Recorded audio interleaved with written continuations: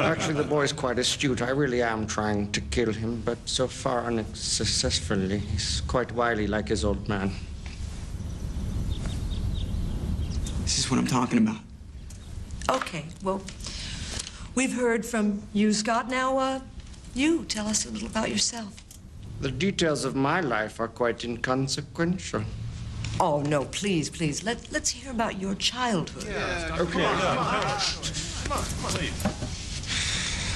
Very well. Where do I begin? My father was a relentlessly self-improving boulangerie owner from Belgium with low-grade narcolepsy and a penchant for buggery. My mother was a 15-year-old French prostitute named Chloe with webbed feet. My father would womanize, he would drink, he would make outrageous claims like he invented the question mark. Sometimes he would accuse chestnuts of being lazy, the sort of general malaise that only the genius possess and the insane lament. My childhood was typical. Summers in Rangoon, luge lessons. In the spring, we'd make meat helmets. When I was insolent, I was placed in a burlap bag and beaten with reeds. Pretty standard, really. At the age of 12, I received my first scribe. At the age of 14, as a roastery named Vilma ritualistically shaved my testicles. At the age of 18, I went off to evil medical school. At the age of 25, I took up tap dancing. I wanted to be a quadruple threat, an actor, a dancer. You know, we have... They cut out the part with the shorn scrotum. Oh, well. There's nothing like a shorn scrotum. It's quite breathtaking. I suggest you try it. I know of an old girl punk band. Old girl. Just a bunch of old broads.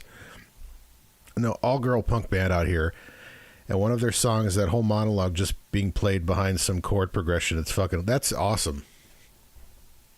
That's like the best part of the first Austin Powers. Like everybody talks, like the first Austin Powers movie was like, you could say they were trying to figure things out. That one's pretty good. Anyways, welcome to the Plump. Tonight is some roller beef tonight. That's right. So we're going to be featuring a fella that we initially stumbled upon when we were doing we were playing the roller games episode, which was just like an attempt to popularize roller derby and kind of add like a pro wrestling American Gladiators type of flair to it. And we watched it, and I think we got I think the episode was like an hour long, and we got maybe a half an hour, 20 minutes into it, and we're like, all right, we get it. It just doesn't have the same draw. But one segment that particularly stood out was a segment called Wally George's Rollerbeef. And he was a guy with like stormtrooper helmet hair who was just like bitching about something. I don't know. But we thought the name was funny. So I stumbled upon Wally George. And apparently Wally George had a bit of a career going on. I'm going to read some of his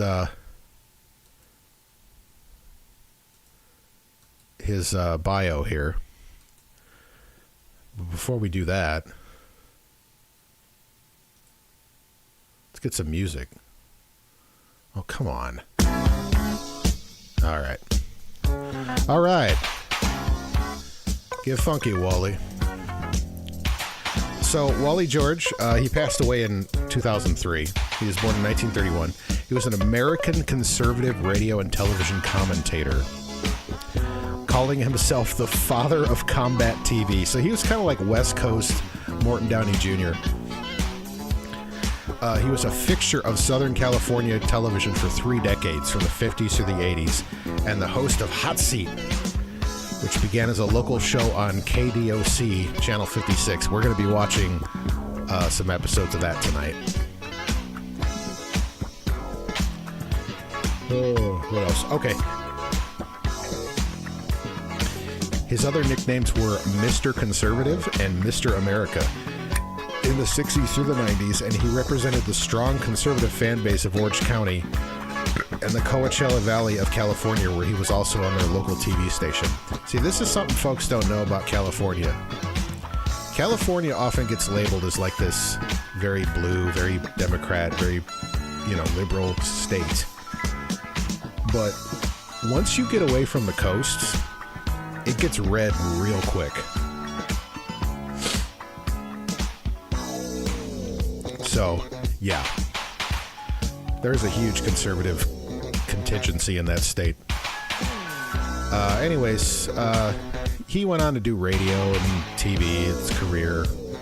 Personal life, he was married at least 6 times and had at least 6 children. That's very thorough into his life. He had at least 6.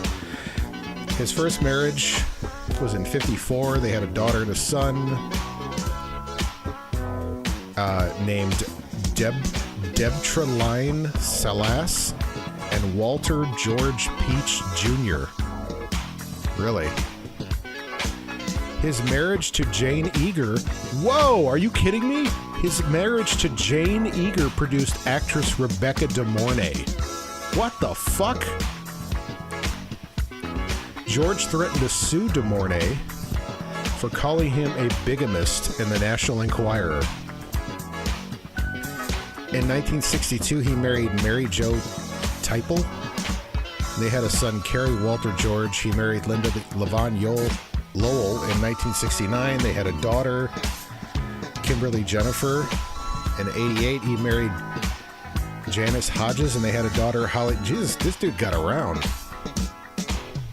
He was a longtime Garden Grove, California resident. In later life, George lived in Sherman Oaks, California.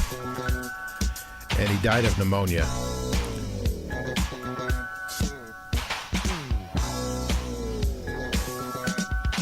So this guy is Rebecca De Mornay's dad, yeah. Fucking crazy, man. Hand that rocks the cradle if you want to see some peak Rebecca De Mornay. De Mornay. So let's go ahead and get to it. I do too. Come on, girl, let's party. Body. Come on, girl, let's party. All right. We'll come back to you guys later. Yeah, creepy Rebecca. What? She's breastfeeding the kid.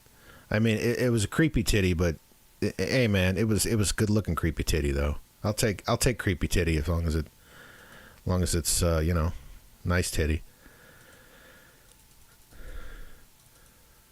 All right, so it was Cinemax when I was 13. Yeah, that's some good titty action when you're 13 for sure. Anyways, so this particular episode, he's going to have Rebel and Craig McIlvaney. Those guys. We're going to watch another episode that he had Al Goldstein on. And I think old Wally was in a little bit over his head with Al Goldstein. A lot of the stuff he does, he does a lot of I've noticed a lot of his shows, he has a lot of pro wrestlers on and stuff. So he definitely does kind of like a lot of kayfabe shit too. But, so we'll go into it here. But this is the first episode here. This is a 50-minute episode. It's got commercials, of course. To a wall, chained to a wall. Let me know if it's the audio's good. Let me boost it a little bit. Blindfolded and forced to lie on his back 24 hours a day. And Reed, remember, was held captive for 3.5 years. And his crowd, it's like basically nothing but like douchebag frat guys. They're rowdy as shit. And you may say, why was he the one released? Well, maybe the answer is maybe he's in better condition than any of the other hostages. I say we should demand the immediate release of all the other hostages.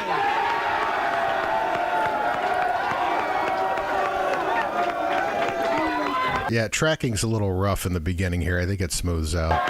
And I say if they are not released within 7 days of notification, then we should launch an all-point military strike on Iran. Yeah, this is like the fake tough guy bullshit. We should launch a strike on all the military bases in Iran if those hostages are not released. I say This is the only way to go. Forget the talks. Forget the negotiations. I say, let's get tough. I'll be right back.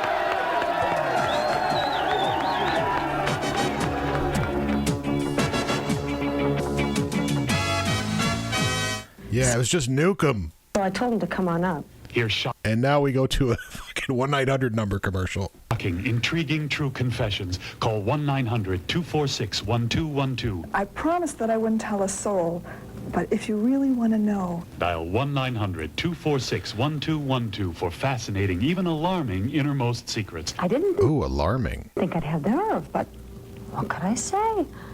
I really like him. That's 1-900-246-1212. You had an abortion on Christmas Eve? $2 for the first minute, 95 cents for each additional minute, for adults only. How do I know I'm right for DeVry? If you have a goal, if you believe in yourself, I'm convinced you can do almost anything. Clay Weiser, representative, DeVry Institute of Technology. Oh, remember the fucking DeVry commercials? Clay works with prospective students and their parents. Robotics, fiber optics, computers, it's all yours if you're highly qualified and trained. Intriguing, He's helped over true 1,300 students confessions. come to DeVry. If you're right for DeVry, and if DeVry's right for you, then it's time to make a commitment. For more information, call 1-800-247-7800 now. Located all over the country. God, we see so many damn DeVry commercials. DeVry, we're serious about success. Motorsports fans, hold on to your seat. Get ready for Supercross Oh. Thrill, Spills. and Chill. Chills. This new home video is packed with the most outrageous and unbelievable moments in Supercross. We'll put you Thermite paint. That's everything was thermite. smack in the middle of the action with Jeff Ward, Rick Johnson, Damon Bradshaw, and other Supercross stars as they battle wheel to wheel. From start to finish, it's the best of the best. We've put together the most spectacular spills, the highest flying, hardest driving, berm busting, handlebar banging action Nut slamming. Taint tattering. ever on one home video. Let your VDR bring the most exciting entertainment on two wheels into your living room. There's never been anything like it. Supplies are limited. Order now. Call toll-free 1-800-633-6600 or send check or money for $19.95 and plus $3.25 shipping and handling to Supercross, P.O. Box 140412, Nashville, Tennessee.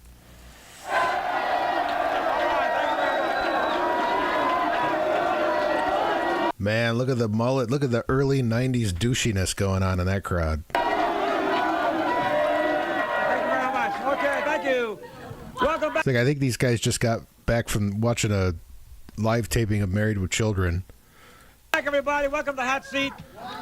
And Bill, don't you agree that we've been playing games too long with Iran? We sure have, and I could sum up how I feel about Iran in 3 little words. Oh, I let me guess. I could just tell what you think by your clothes. Nuke the puke. Yeah! Nope, the pukes.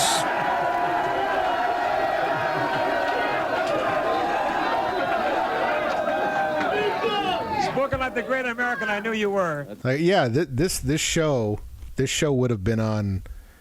It would have been on in between Running Man episodes for sure.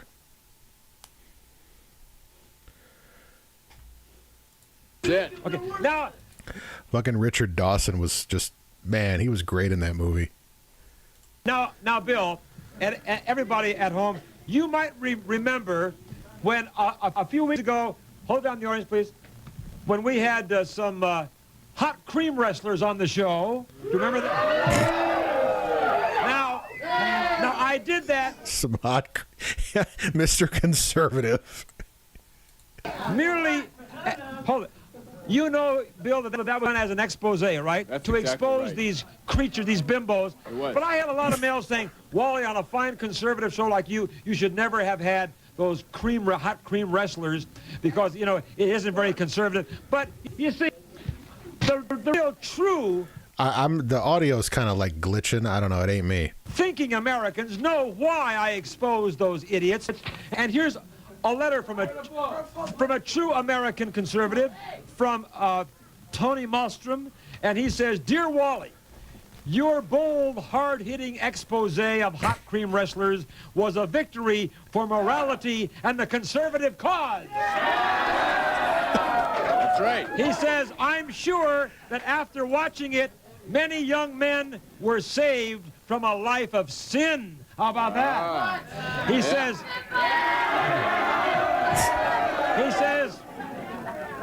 let's see more shows like that one. Let's have more exposés. Well, now, Bill, you were a part of my hard-hitting exposé. Well, that's right, and I think that probably saves some people from a fate worse than death. And you I was definitely hard. Did your share in exposing these bimbos. That's right. And for those of you who missed, that's what I want to do. That's the direction I want to take the Plump. I want to expose bimbos. That's what we ought to do here on the Plump. Expose more bimbos. Our hard-hitting expose of female cream wrestlers. Let's take you back about 3 weeks. Yeah, and get it right, Wally. Watch how we expose them. Go. I think we've seen enough, Bill. I think you've got to stop this. You've got to bring this. Take care of it, Wally. Here, hang on. You take care of it. Wait.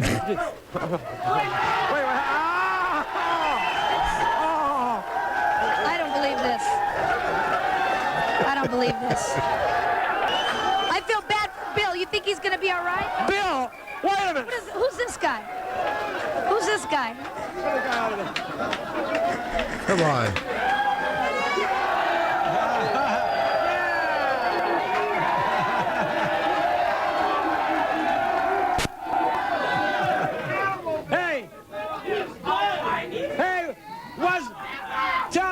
Was Bill great or what, huh? Hello, boy, Bill.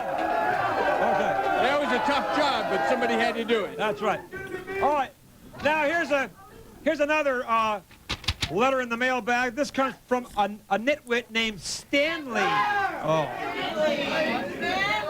He says, Dear Waldo. Oh, I hate them. Can we see this crowd again? Look at these guys. God. Can we? It's like if this was a band, they'd be called Date Rape. He says, you stupid nitwit, how dare you call for executions to be televised? You are a deranged maniac. Oh. Hey, Stanley, you little nerd. Hey, I'd like to see your execution televised. Get out of here. Yeah. You fucking tell him, Wally. Unbelievable. This one has a little artwork on it. Oh, I can't believe it. He has someone holding a sign up saying, proud to be gay. You know, you could do a show like this now. You know, like this could almost be like on an Adult Swim or just even online, and just play it completely straight and do a show just like this, and it would be hilarious. And obviously ironically, but I think it would go over really well.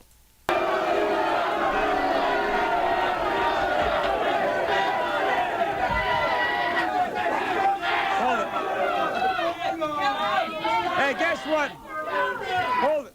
It's signed Love Francis. Francis is a gay name.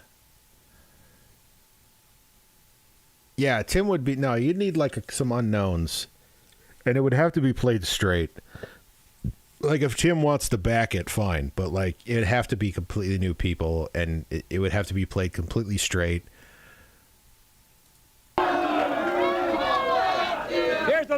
Here's the letter. Hey, hold on. He says, Dear Wally, you are not being very nice to us fellow gays.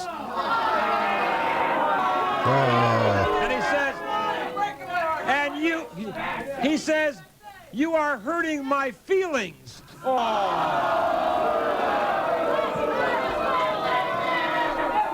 hold on.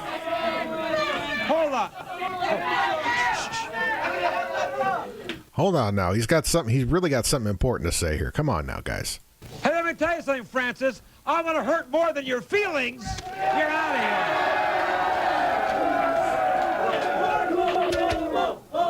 And finally, we got a nice letter. What were they doing? Were they chanting Volvo? From a guy named Chris, and he says, I watch your show all the time, and Wally is number one. Yeah, and the fake show would even have like handwritten letters sent in like that too. Like it would just be, it would act like it was in 1990. It wouldn't be modern. Thank you, Chris.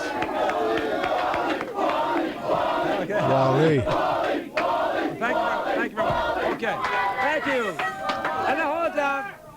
Hold down the audience, please. It's time for our questioners from the audience. We should just make the show. That would be my, yeah.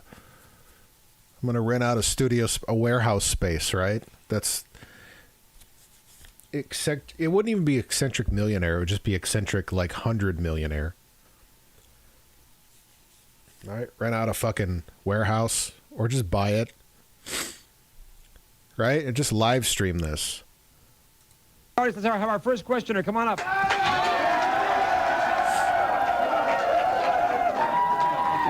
Yes, can I have your name and your question? My name's Phil, and what's so big about smoking herb?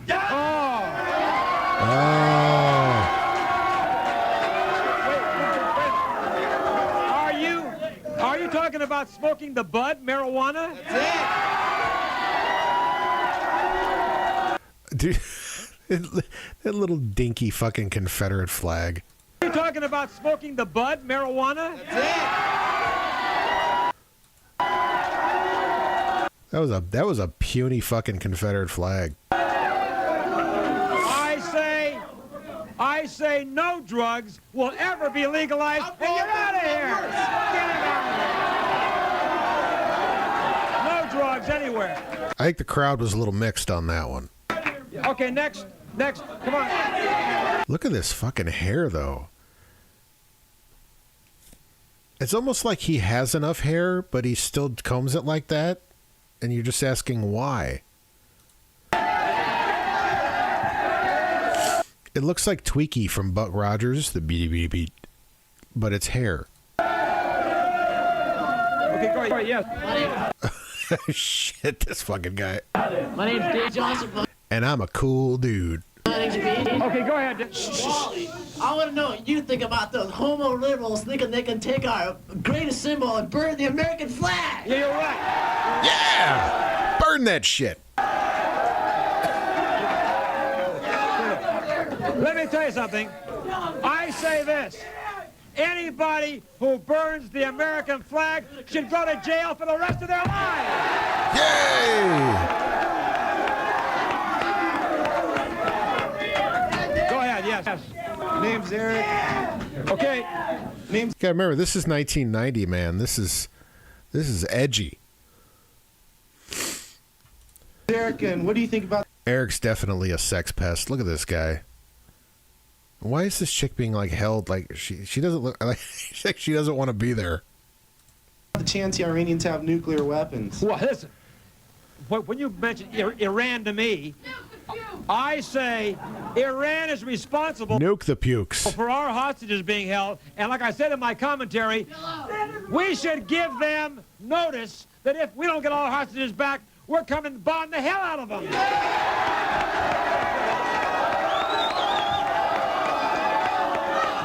Yeah. Right? And that happened. And it fixed everything, remember? Paul, I want to know what you think about school officials and parents getting all bent out of shape over Bart Simpson t-shirts.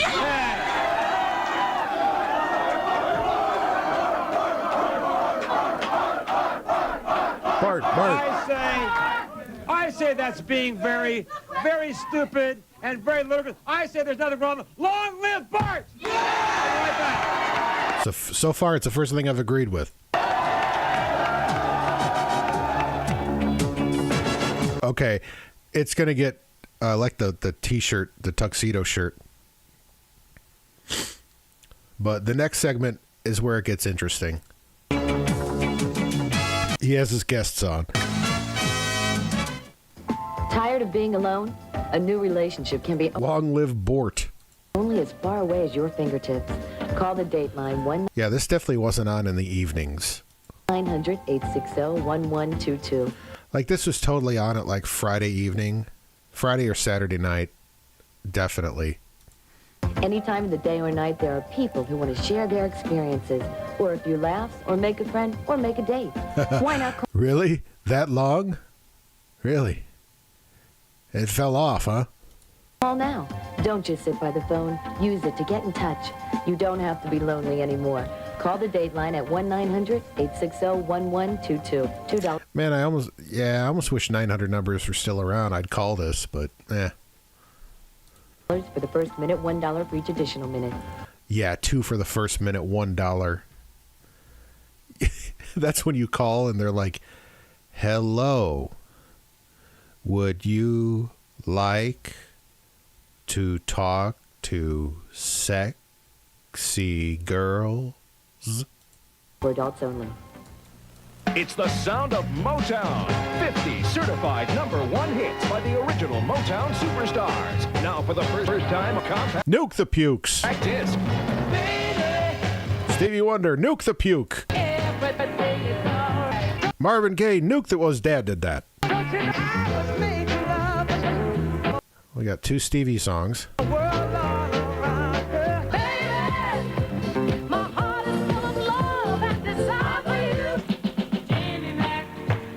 What a weird combo. It's like Motown and disco.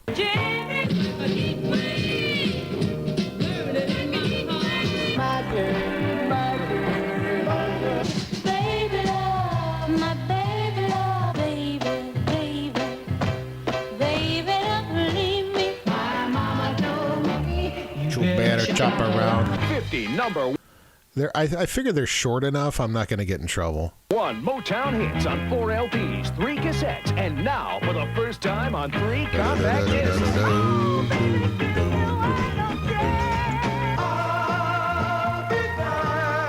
The hottest Motown super hits by the Motown superstars. 50 #1 hits on 4 LP, 3 cassettes, 1995. And now for the first time on 3 compact discs. Oh, for the first time, cutting-edge technology, 3 compact discs.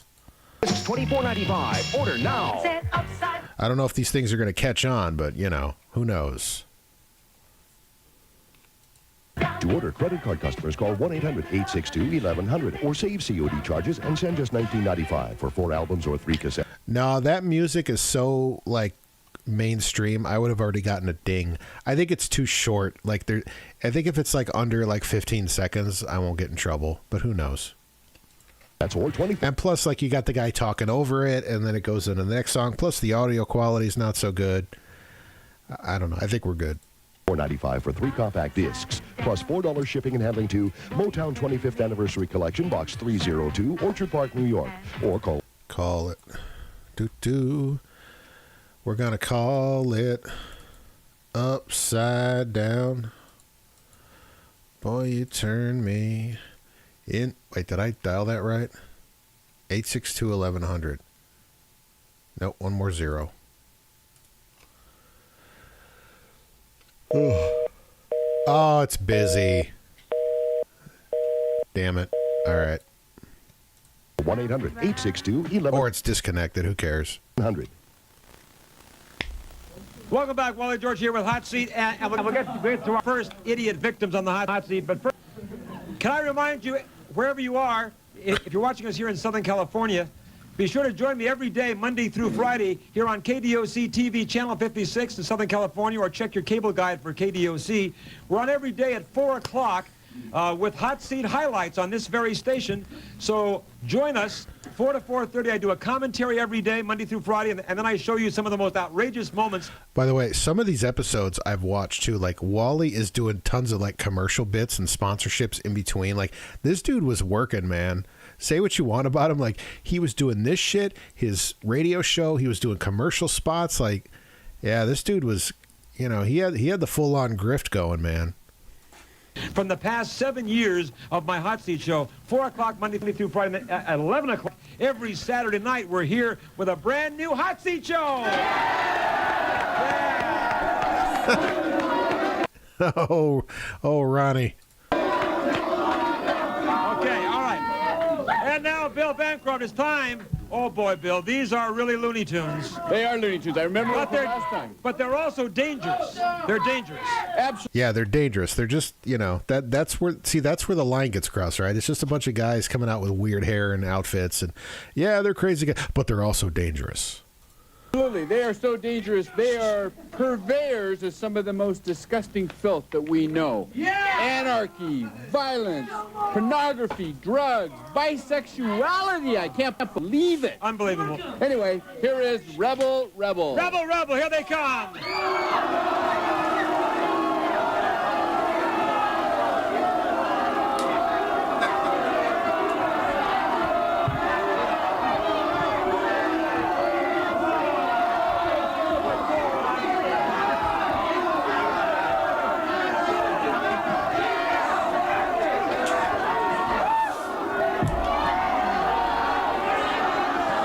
I mean, you could wipe your ass with that puny Confederate flag if you want. Get your hands off me.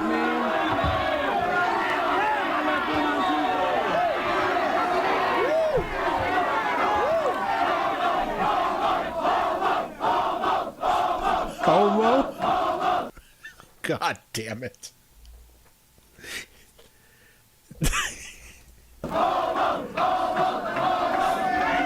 Jesus.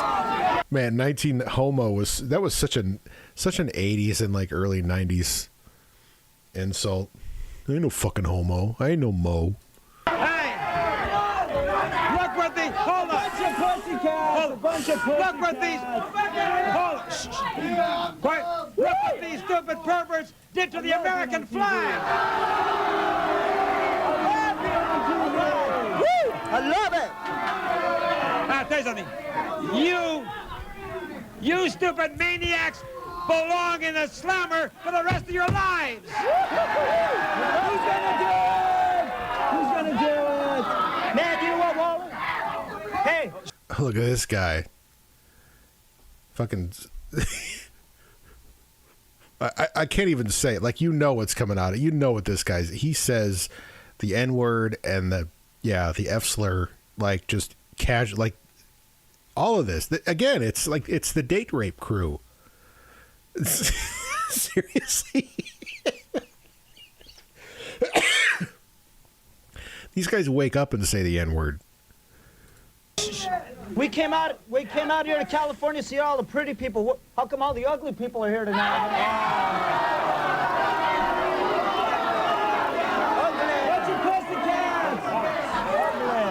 They're a bunch of pussycats. Hold on, let me tell you something. I think you creeps are nauseating and disgusting, and the one thing that stands out in my... Hey, hold on, there's one thing that stands out. Hey, we can't have mass hysteria here in the audience. No, I got to get my points out, audience. Bunch of pussycats. Hey, listen, the one thing that really gets me is on this creep's face is a swastika. Oh. Too, on the other one. Hey, that ain't a swastika, that's my eyebrow. Hey, do you guys... It's my beauty mark, man. Hey, do you guys idolize... I love being glamorous. Hold on, do you guys idolize Adolf Hitler? Is that what it is? Actually, Adolf Hitler's a fag. Oh! Hey! It looks good. You guys... We don't stand for what it believes in, but it looks good. I love being on TV, Wally. I love being on TV. It's a beauty mark. You guys advocate and promote violence, anarchy, and bisexuality. No, that's that now you've crossed the line.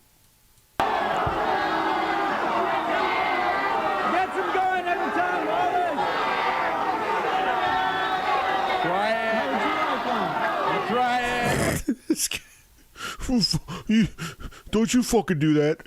I got one of them for you too, buddy. Unhand me. Right here. Right here. Really? Hold on. Hey, let me ask you something. Hey. It's either that or it's either a kiss or a razor to the cheek. Hey, hold on. Yeah, I don't even know what the fuck they do. Yeah, you're right. It's like, are they a band? Do they sing? Do they fuck each other? What do they do here? Are you two guys bisexual? No, we just think people should have freedom to have sex with who and whatever they like. Woo! Oh, boo. Who wants that?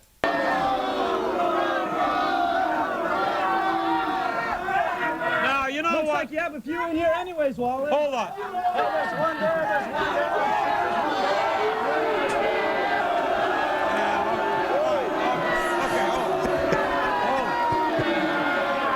I like how Wally's really, he's like he's got real control of the crowd. Hold on, guys. Come on now. This is disrespectful. Hold on. Let me say this. Hold on.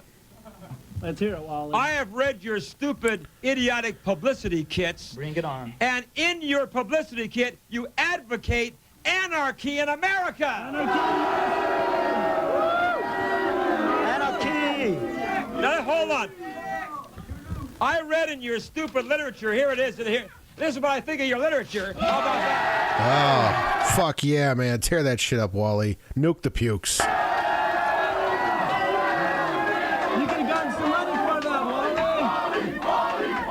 Wally. You know, in this literature, hey, get this.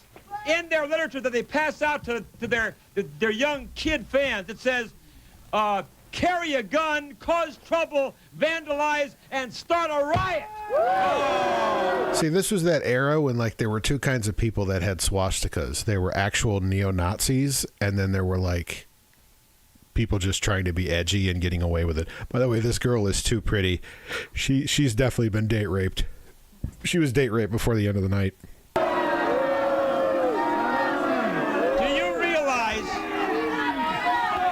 Do you realize the horrifying influence you're having on young kids across America? Yeah, we love it. Hey, if parents can't do it, we can. Yeah, listen. You tell kids to start riots. Hey, we suggested if they do it, hey. Wally, get things going in America. We suggested if they burn the building down, oh well. Otherwise, what happens? People are old and boring, you know.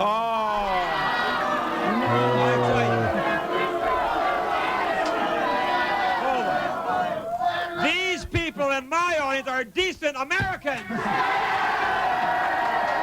American what, Wally? And I'll tell you something else. American what? You slime buckets are... hey, I love being on TV. You slime... Hey, shut the fuck up. I'm trying to stay on script here. buckets shouldn't even be in America. Why not? We'll get to the point, Wally. We're the best thing... Be quiet. We're the best thing to happen in America since the A-bomb was invented. Oh, yeah. And you know it. Can you dig it? Can you dig it? Why? Most of the crowd is, in fact, old and boring now. Oh, I know most of the crowd is. And they're... Yeah. And none of them are vaccinated. Why do you... Hey, hold it. Why are you advocating young kids to carry guns, start riots, and cause trouble? You know what reason? Why do you do that? No reason. We like doing things like that. Oh, you like to cause trouble and you like to cause riots? I tell you what, I'd rather walk up to somebody and slap him in the face and shake their hand, you know. Hey, you know what? You know what? Hold on. Hey, man, give the guy a break. He's clearly just had cataract surgery. He's got to keep those glasses on. What the fuck? Hey, hold on, pal. I would like to crush your ugly face. Yes! Oh, things get even hotter with Wally and hot cream. Actually, speaking of that, I'm going to take a break real quick because there's a fucking fly that won't get off my screen.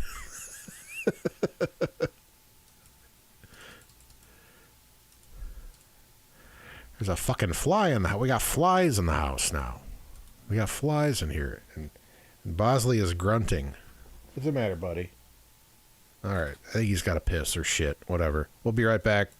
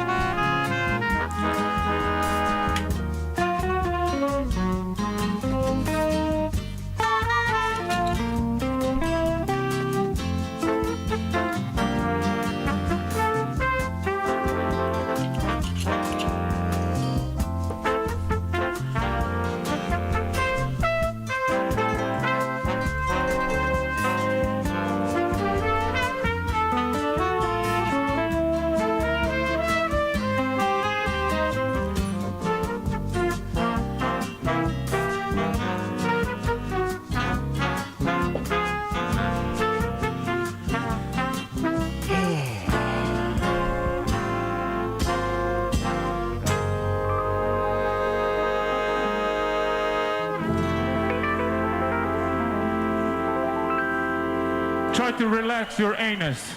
All right, we are back from our piss break.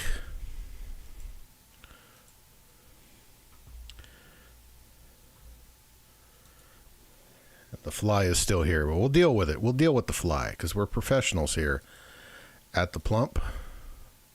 Back to Wally. Thank you. This is amazing, by the way. I love this.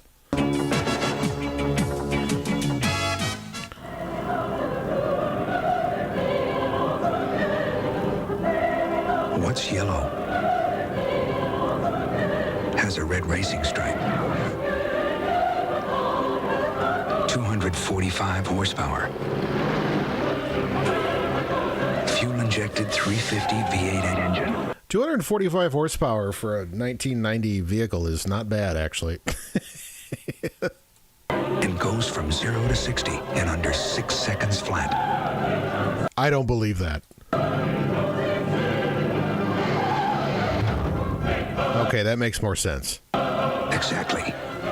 The 1991 Corvette convertible. If your business... I was like, if a Ryder truck was doing that, holy shit. Are you kidding me? ...rents one of our commercial vehicles in this area between now and August 31st, you could drive one home for keeps. And the more your business rents, the more chances you have to win. For details and the Ryder dealer nearest you, call us at this toll-free number. Yeah. Featured in Pussy Magnet Yellow. 800-292-2277. But hurry, because our trucks might disappear even quicker than the Corvette. So you're looking for a little action, but that little black book has seen Is that Richard Grieco looking for acting work? better days? Don't just sit there. Call the nation's wildest party line at 1-900-999-5634.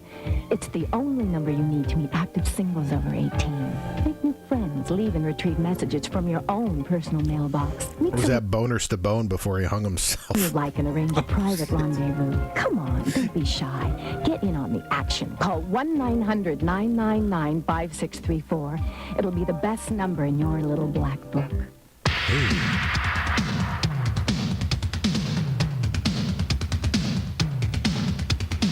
Yeah, it was brutal. I like how the character of Boner, didn't hang himself, but, the actor did. Walter Koenig, son of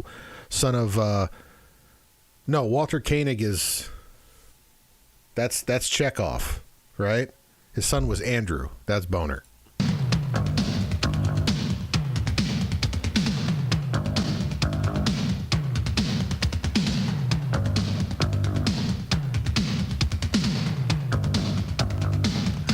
I don't know why that celebrity death sticks out in my head for some reason, because it happened in like 2010, and to this day, like, it just pops into my head. I'm like, hey, that's, that guy killed himself, and his dad is Chekhov, and I don't know. Every time it happens, I go out of my way to bring up that point, no matter where I am.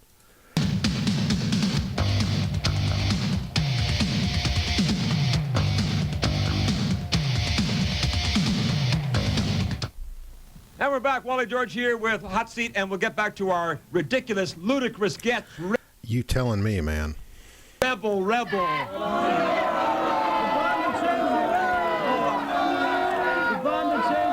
Okay, now before we get back to these idiot guests, let me remind... That one kid, this kid here, both of them, like, they like beating up fucking retards. That's what they do. That's their pastime, right?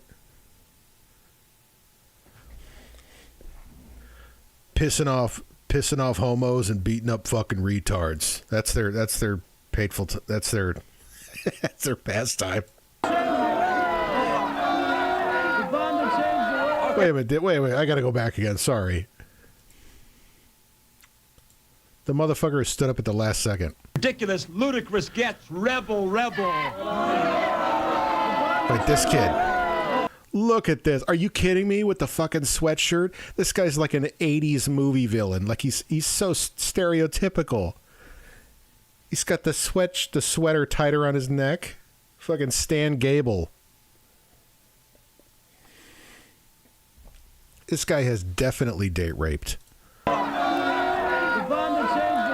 now before we get back to these idiot guests, Let me remind you, you people here in the Southern California area, to join me on the radio every Monday night from 7 until 10 on KLAC 570 on your AM dial, the home of the Lakers. Yeah, okay, and the Kings, country classics, and we take your phone calls. You can call me on the phone for 3 hours from 7 until 10 Monday nights. Every Monday night we do a 3-hour radio special, our 4th year on KLAC 570 on the AM dial every Monday night 7 to 10. Okay, now we get back to these people, and I call it. Yeah, Magic was still playing then. This is pre-HIV Magic.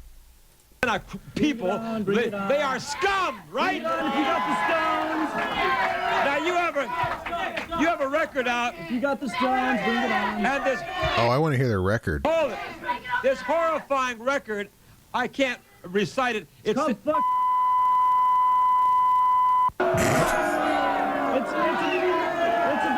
It's available at Bleecker Bob's and Vinyl Fetish in Hollywood. You cannot say that kind of trash on my program. I want to hear this album now.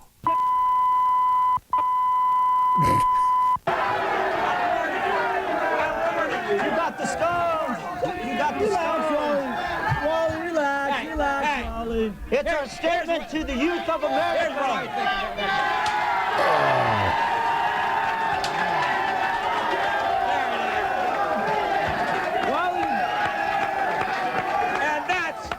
And that's my way of saying F you! You're throwing away history, You're throwing away a piece of history there, brother. You're throwing away a piece of the wave of the future. Now, you know, I hope the FBI and the CIA are... Man, I wish you would have had Gigi Allen on here, but I don't know if Wally would have been ready for that.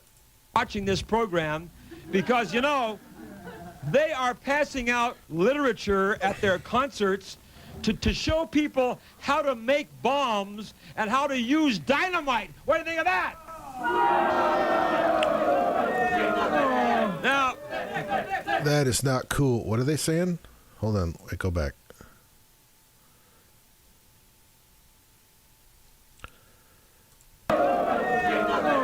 Now, you are actually promoting in this country terrorism, aren't you? Some people call it terrorism, we call it fun, ultra-violence, man. We don't play concerts, we play riots, Wally. I couldn't find the episode that I had mentioned, that I had sent a message to you guys about. I scrolled through so many episodes, I don't remember. I mean, I don't know, maybe it was the Al Goldstein one. We'll find out. But I was talking about how he was complaining because, you know, they were making MLK Day a federal holiday. And this is just giving an idea, like, where conservatives were then versus now, like how much the rhetoric has shifted. Because back then he was like, I don't think MLK should get a holiday because if he were alive, he needs to answer to his ties to all the leftist and communist organizations. And I don't think he deserves a holiday for that reason. Meanwhile, fast forward to now where you have conservatives trying to claim that, you know, that MLK was one of them. We play concerts, we play riots. Ultra-violence. Now, when you are... These guys sound like Vatos a little bit. You hear that accent? Ultra-violence. When you are telling kids... in the U.S. When you are telling kids how to make bombs, showing them how to use dynamite, how to make Molotov cocktails, I say this is inciting people to riot. These idiots should not be walking the streets. So get to the point, Wally. What's the point? You say change the world through terrorism. So you're advocating terror? You guys are... The screen sluts are amazing. Eric the Sex Pests. Terrorism in America. Anarchy. You call it terrorism. You call it terrorism. We call it great futuristic rock and roll. What was this one? Date rape September 30th, Overtime Sports Bar. Oh, come on. I say these bums already a disgrace to rock and roll, aren't they? And they're also a disgrace to America.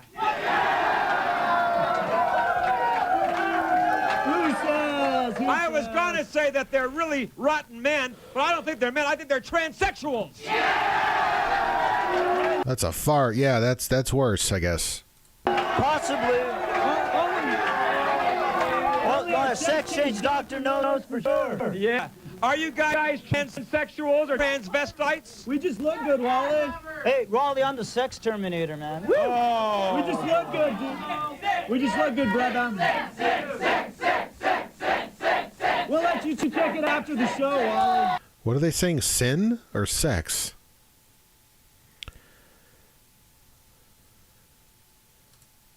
You can check it out after the show for yourself. Oh.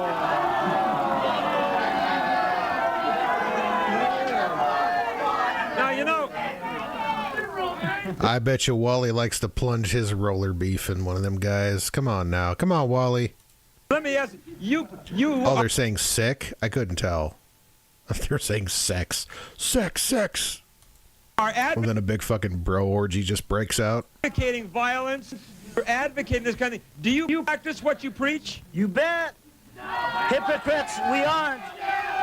What do you think? Why don't we come to one of our shows, but make sure to bring a hockey mask, man. What do you do when you show? I understand that you. We throw razor blades out to the audience. We throw matches. Tell them to go start fires, burn down, police stations. Oh, boy. Get things going in general, Wally. Get things going. Good time. Everybody out there is lazy. We're just What do you trying to get it mean? going.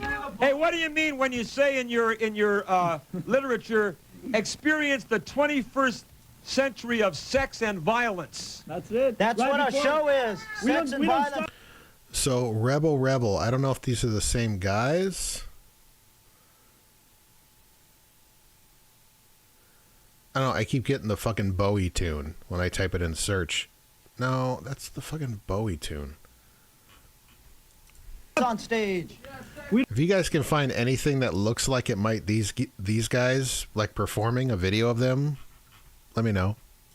We don't turn heads, we stop trains, Wally, man. Look at us. We turn heads. Don't you think I'm the most beautiful man you've ever seen on the face of the earth?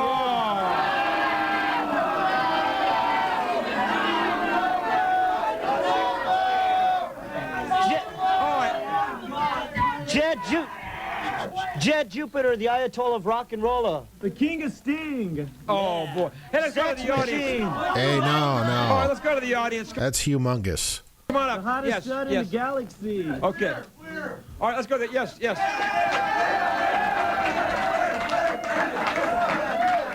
Go ahead. Wally, I just wondered, how can you let bisexual things on your stage? I don't understand. Well, I'll tell you what.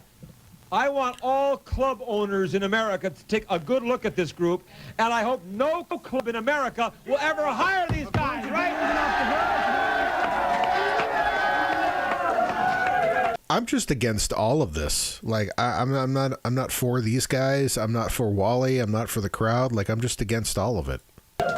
I say I wanted to put these freakos on television, Bill. I want to say nuke all the pukes.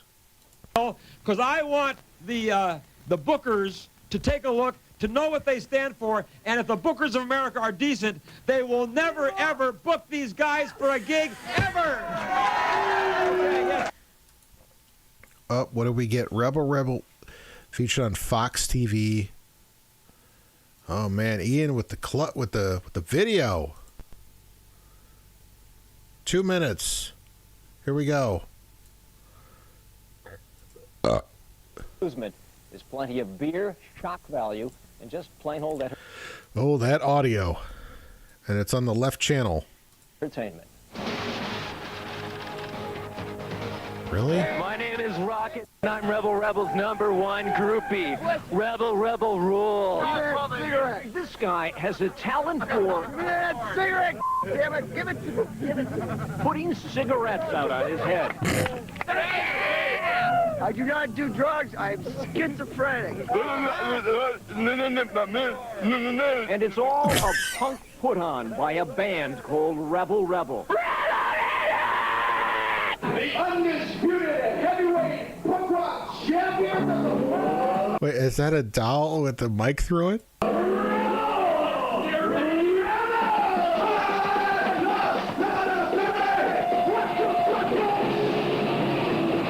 They throw things and smash things up. We're not new, but Rebel sets things on fire and throws raw meat at the crowd. We're not original. Rebel just makes a big mess. We're exciting, that's all that matters, you know? That's definitely the dude. Punk rockers Rebel are not only here to rock, but to shock. We're going to destroy this stage, and then we're going to destroy the rest of America. In line with punk dark... This video quality is so rough. It looked like they just threw a mannequin. Was that a dummy? Dark, irreverent humor. But this Go back. Dark, irreverent humor. We're going to destroy this stage, and then we're going to destroy the rest of America. In line with... I think that's an actual dummy. Punk dark, irreverent humor. But disavowing any lofty punk rock ideals, Rebel says it's just all entertainment. Everybody's going to make money. We can have too much money. Everybody wants it, but a lot of people won't admit it. So Rebel hopes to shock and sing So they have an actual fire in the pit there. their way into punk fame and fortune. You meet the people, you get adulation. The fame and fortune part, a departure from hardcore punk philosophy. All right, that was it. I think that's all we needed to see. I think that was enough. Public execution. Yeah, well, I want to ask these guys, if you aren't really gay, then why do you dress like you do? Do you want people to think you're gay? Just dressing like that. Remember when that... Welcome to the 90s when that used to be a legitimate question. Doesn't mean I'm gay. I'm a sex machine. Hey, I've got. This is called style and imagination. Something you don't know nothing about. Where do you find those stockings then? Where do you find those stockings in your makeup? In the ladies' department. Yeah, right on.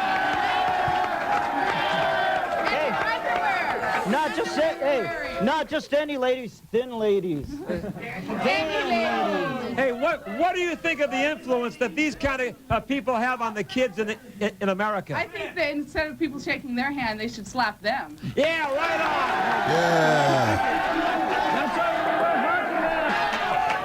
on. Bring it on. Next. Okay. Bring it on. Go ahead. You got the stones. I want to know why this scum wears a swastika on his forehead. Yeah, right on.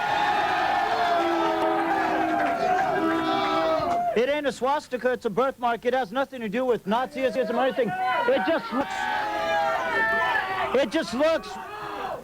just looks really cool on me, especially. Let me tell you this. That lady's kids.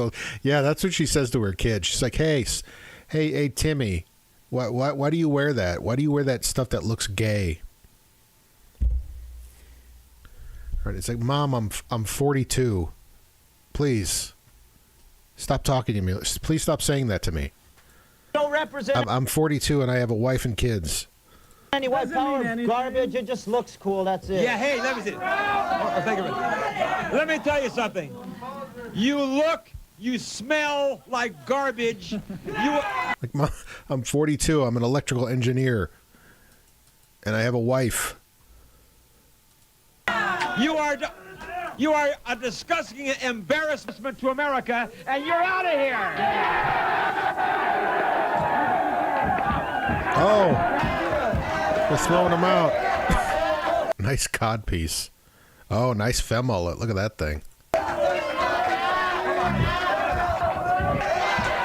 Get him out, Tammy.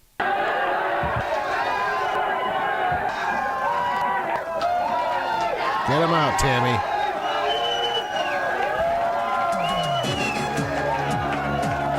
All right, so we have radical activist Craig McElvaney.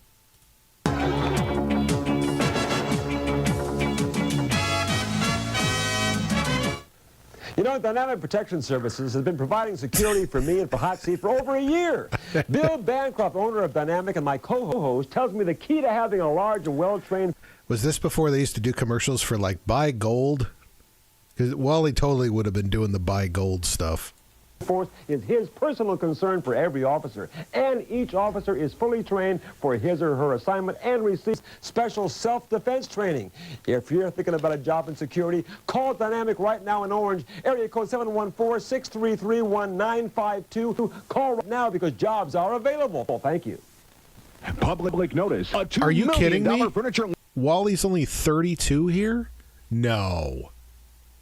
He was born in... When was he born?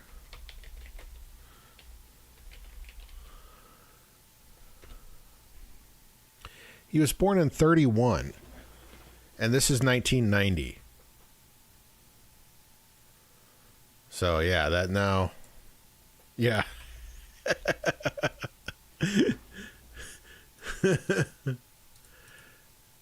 Yeah, no, I don't... Liquidation is now in Santa Ana, but it won't last forever. Two of America's best-known furniture factories have excess inventory that must be liquidated now at savings of at least 50% and more. We can't mention their names. Yeah, that looks about right. But you'll recognize the quality value immediately. He looks younger than us. Yeah, he does. It's that hair. If he would have just, like, had a normal haircut, like, dude, if you got a comb over, you got a comb over. Just fucking deal with it. You know, just cut it short. Do what you got to do. Save 50% and more on sofas, love seats, sectionals, chairs, sleepers, tables in all shapes and sizes. In woods. This was the 90s, though. This is before white dudes realized, like, you know, white dudes with, like, with hair loss could just either shave it or cut it super short and get away with it, right? Like, black dudes had realized it a few years earlier that they could do it. White guys hadn't quite caught on yet. Glass, brass, marble, and fossil. Hurry to the all-out furniture liquidation at 1110 North Main Street, Santa Ana, formerly Chandler's Furniture. Save a fortune. Call 1-900. Holy shit, look how far they got to zoom out to get all of her hair in the shot.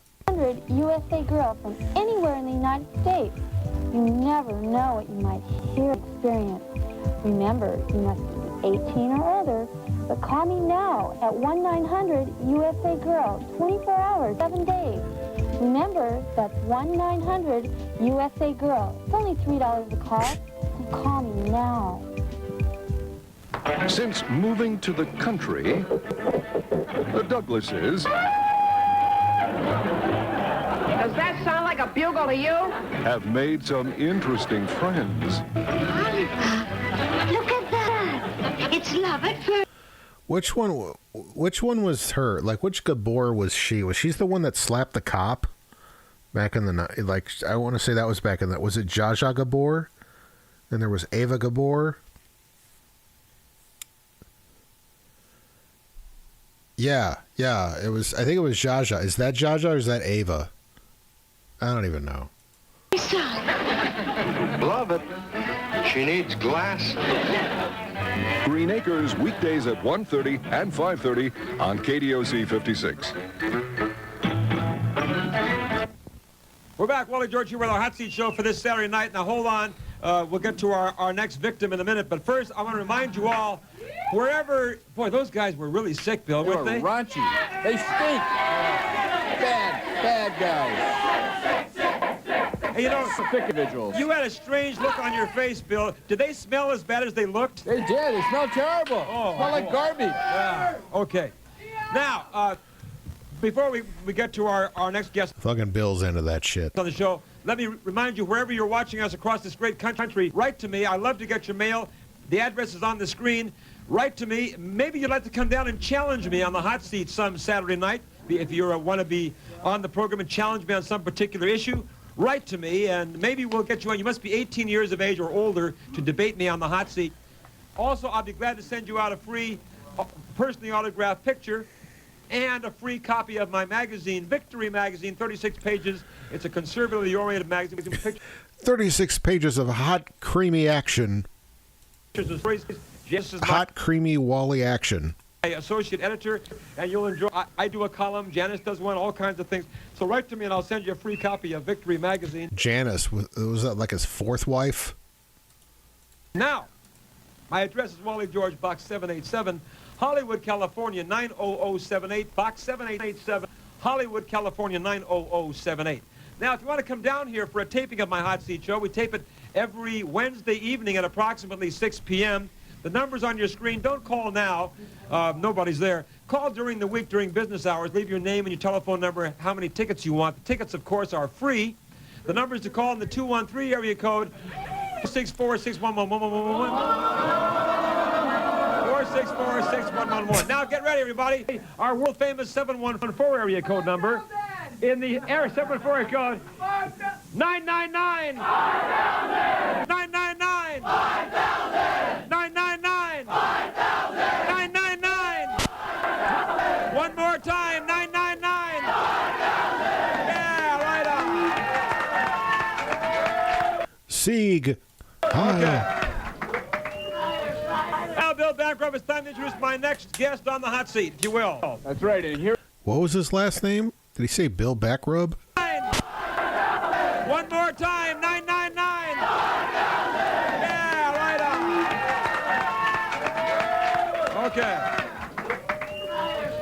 Now, Bill Bancroft, it's time to introduce my next guest on the hot seat, if you will. That's right, and here he is from Earth First, the radical environmentalist, Craig McElvaney. Yeah, definitely Bud Dry. Now, you know, Craig. What's that, Wally? You and your stupid group, Earth First, and all of these environmentalist groups, you don't give a damn about the environment of the Earth. All you're trying to do is find another cause to raise your flags and your banners and get in trouble. All you want is a little more publicity. I say you're a bunch of freakos who belong to the slammer. If I wanted publicity, I would have joined those jerks at Operation Rescue. Yeah, oh, come on. Publicity. Listen. Hey, what you obviously do need is a brain, right? Yeah, get him, Wally. Well, I won't find it here. You people are always jump from one cause to another. It's pro-choice, it's anti-death penalty, it's gun control, and now you're on Earth Day, the environment. I'm not going against those other causes. Man, this audio is crazy. I mean, you guys, in this environmentalist cause, what you're doing so often is you are trying to stop violence, and you're causing violence, aren't they? To do it. There's no legal way. There's no legal way to do what we have to do. What is it that you have to do, Craig? We have to stop this raping of land here in America. Raping. Oh, yeah. The situation now sucks. He talks about raping of the land and complete. Hey, hold it a minute. He talks about polluting the environment. He and his great environmentalist protesters, Bill, you remember this? Sure. They descended, he and his pals descended on Washington, D.C. and New York City, and they had these big environmental rallies, hundreds of thousands of... Yeah, Bill Backrub. Yeah, it is Bill. This is a masterful comb over, though. Look at this thing. It's got a sheen to it. It's silky yet firm. These creepos showed up at these parks saying, oh, we got to protect the earth, we got to protect the environment, and they chanted and raved and sang, save the earth. And when they left behind them tons of garbage on the ground behind them. How do you explain that? Yeah, they hadn't totally gotten rid of the ozone layer destroying sprays yet. Yeah, that's true. That's not true. That's the LA Times and all these. It was right on the network television news. The cameras panned the acres of land, and you people who said, "Oh, don't throw plastic on the ground. Don't throw plastic plates. Throw them in the." And you guys left tons of garbage, so you don't know what the hell you're talking about. That's not true at all. You don't see me or any of the groups I belong to doing that. Right. Hypocrite. You guys say one thing, and then you do another thing, and you put spikes in trees, so when people come to cut down the tree, these guys kill themselves. Well, they deserve it. How else are we supposed to save all those trees? Oh, they say, well, if they die, they deserve to die. Oh, come on. Oh, come on. Do you mean to tell me that if a man does a terrible thing like cutting down a tree, he deserves to die? He's crazy. He hasn't come into it. He hasn't come into it. We warned them anyway. We warned them with signs. Spike these trees. Oh, well, that's different. He's warning the people that he's spiking the trees. Isn't that nice? That is different. That is different. Why is it, Craig? Hold it. You people who always are preaching nonviolence and all this kind of thing, right after Earth Day, the environmentalists descended upon Wall Street and the financial district in San Francisco, and they smashed the windows of the Bank of America. Yeah. Oh. And then when the police tried to stop you, you assaulted police Well, those guys are the loudest guys, so that's why they keep putting the camera on them. officers. Police did not try to stop them. The police came upon and started to beat on everyone. Hey. I witnessed it myself at UCLA. Police threw tasers at me when I didn't even do anything. Hey, listen. When you guys are breaking in the windows at banks and on Wall Street, you deserve to get beat up a little bit, don't they? We have to do it. We have to do tactics like that. As a matter of fact, I'd like to do a little beating up on him myself. I'll be right back. After our sponsor.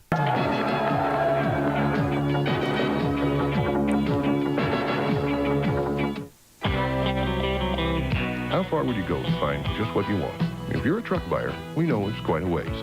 We're your regional Ford headquarters, Galpin Ford Lincoln Mercury.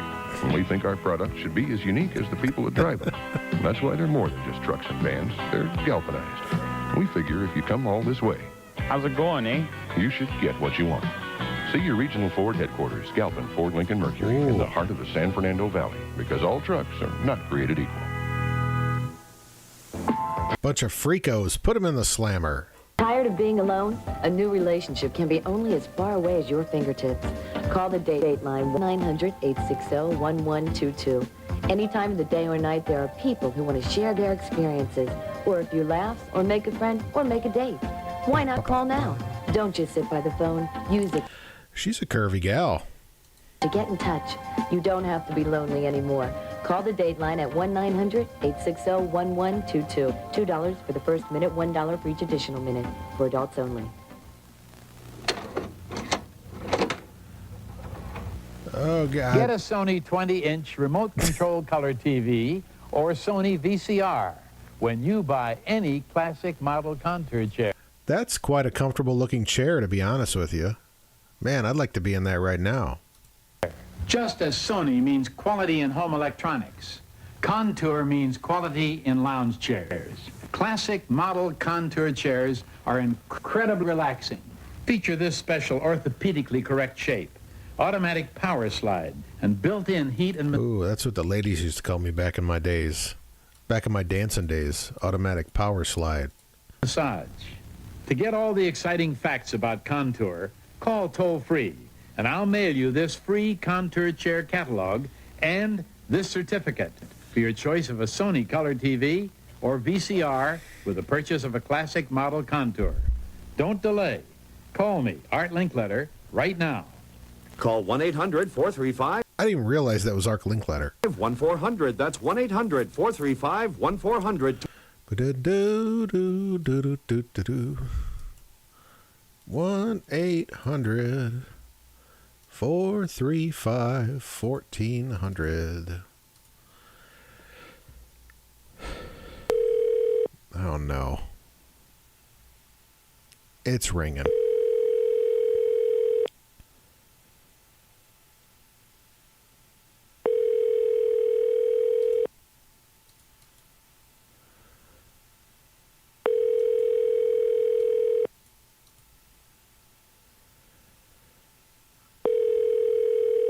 Just gonna keep ringing. Give me a voicemail. Give me something.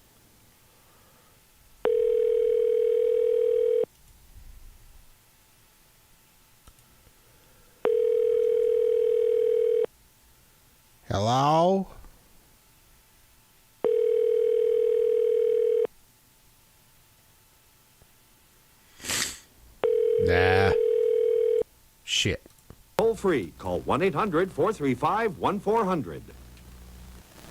Welcome back. Yeah, that's what I'm expecting. What time is it? Wally George here with Hot Seat.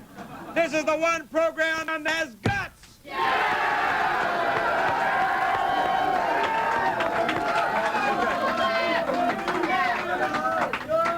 Now we're talking to Craig McIlvaney, who is hiding behind shades tonight. And I'll tell you, hey, I'll tell you, if I had a face like him, I'd hide behind shades too. And you're probably also hiding behind those glasses because you're ashamed of what you're involved in, and he should be ashamed.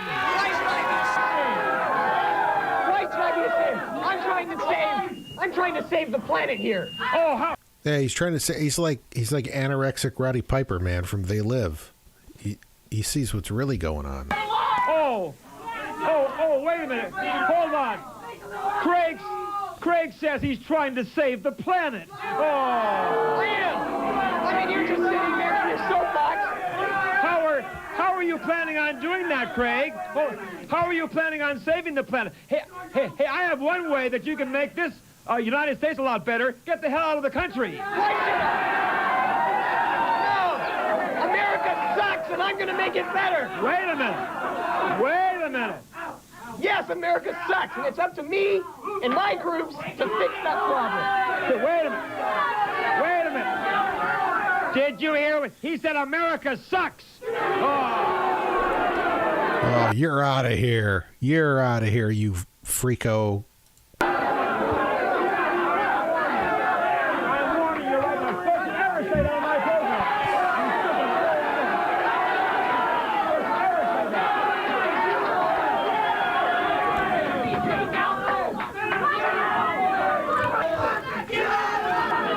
You know what? These idiots love to say America sucks, but he's staying here enjoying all the benefits of America. What benefits? I don't see any benefits compared to other countries. Well, you're living pretty well, aren't you, Craig? You aren't starving. And by the way, why don't you do yourself a favor? Why don't you stop bugging us and get a job, right?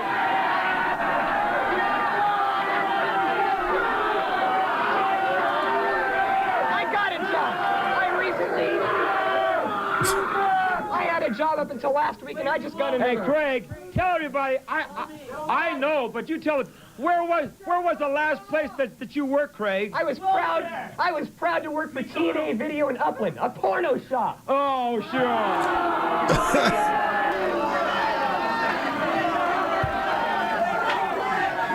Wouldn't you know it? Hey, the last job he worked at was in a porno shop selling porno videos. Hey! I bet you half that audience was fucking visited that shop. Wait a minute. What do you bet he's dating one of the guys from Rebel? Yeah. Because he's a bisexual.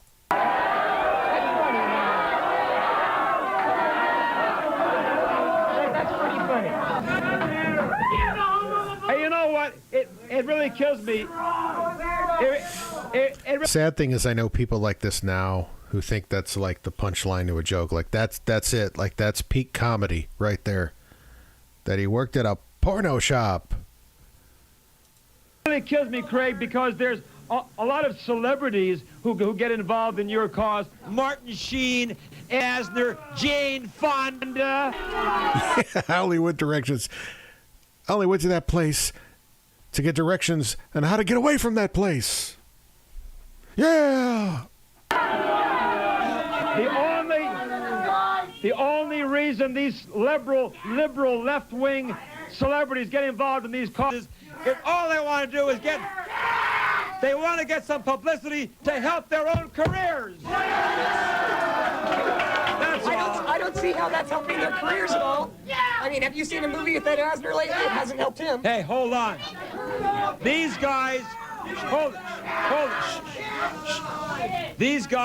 these so-called celebrities are people who need work, who need publicity. So Martin Sheen, I'm so sick and tired of seeing Martin Sheen with his protest banners. I wish they'd all get lost. They make me sick. How about you? Yep, and Martin Sheen's career ended right after this episode. Never heard from him again. He just died and faded into obscurity. Well, Wally, you're a celebrity. Why don't you join him? You really have, you know, we people, everybody in America wants to clean the environment, don't we? Well, the next episode we're going to watch, well, it's not as long of a video, but it's with Al Goldstein. And Al Goldstein is clearly like way too, like, Wally just keeps, we'll watch it. Wally keeps falling back on, his tropes, and it just doesn't work. This is almost over. Bill. Absolutely. But want to do it quietly and decently. Why do time after time the Republicans vote against clean air, vote against cleaning out the landfills, vote against anything that's beneficial to the planet? Why is it time after time when you hold your environmental rallies that you leave plastic junk on the ground? That was just that one time with those fake environmentalists out in Washington. Hey, in my opinion, you're all fake environmentalists. You're only doing it. Wait, what did that person say? They say beggar? I hope they said beggars. Junk on the ground. That was just that one time with those fake environmentalists out in Washington. Hey, in my opinion, you're all fake environmentalists. You're only doing it. I think she said beggars. I'm going to give her the benefit of the doubt. For the fun of it. You love to get on causes. I've seen enough of you. You're out of here. You know, Bill, you're out of here.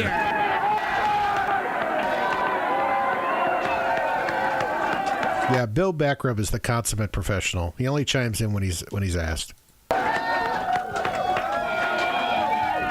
Unbelievable. Absolutely unbelievable. I think you hit the nail on the head. You really hit the nail on the head there, Wally. The guy is nothing more than a fake environmentalist. And all these people, Bill, you know, they love to get their little sign. Oh, save the earth, save the earth, save the environment. And then they go, now what's the next cause? And they hang up the next sign, gun control, ban guns. They don't care what cause it is. They just want to go out and raise some hell and hurt people when America's stupid. That's all the time we have. Good night, everybody. Thank you.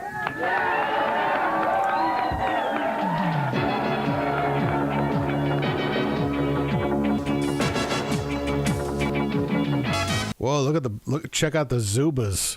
Or is that a chick? I don't even know. Oh, that's one of his wives. That's like wife number 4 or 5 right there.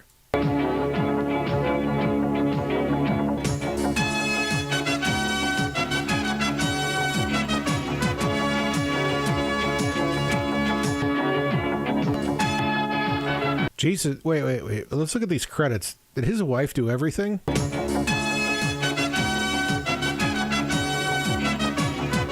So we got Wally George, executive producer. Yeah, Janice ain't half bad, man. Good night, everybody. Thank you. Fucking Wally, man. Pulling it, man. Pulling some tail. Throwing down his roller beef into Janice.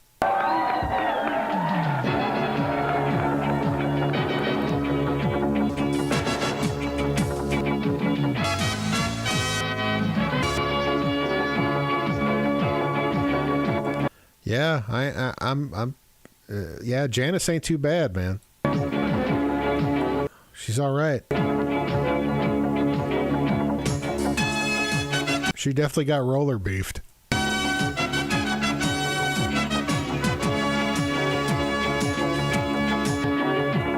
We're not calling Dynamic Security. Do I really want to call a security company?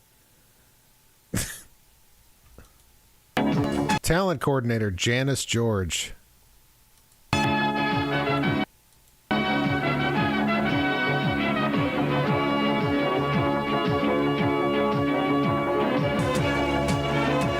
Dude, I don't want the fucking Pinkertons at my door. I'm not calling them.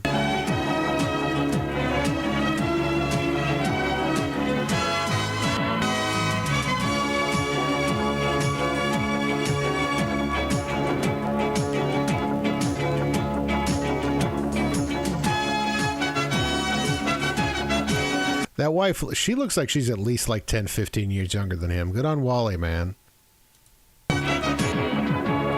The opinions expressed by Wally George and his guests do not necessarily reflect the views of this station or its sponsors. So that's old Wally. We got... Let me get this queued up here. How long is this? Oh, this is only 15 minutes. So, this is Wally. He had Al Goldstein, a.k.a. founder of Screw Magazine. And Al moves too fast, man. Al is just like... He's just like steamrolling Wally. And Wally just keeps falling back on his shitty fucking slogans. And it's not working. Not working at all. Stay tuned for Wally George's Hot Seat with Al Goldstein, shot in Los Angeles. Stay tuned for Wally George's Hot Seat with Al Goldstein, shot in Los Angeles. Our first victim on the hot seat. By the way, if you want to go to archive.org, the page is called Wally VHS. It's just a bunch of Wally George episodes on there. Good quality shit, too. Tonight is making America a hell of a lot worse.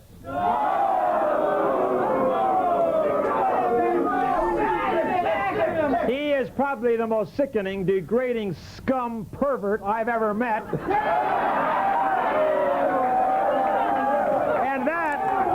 And that is being kind to this guy.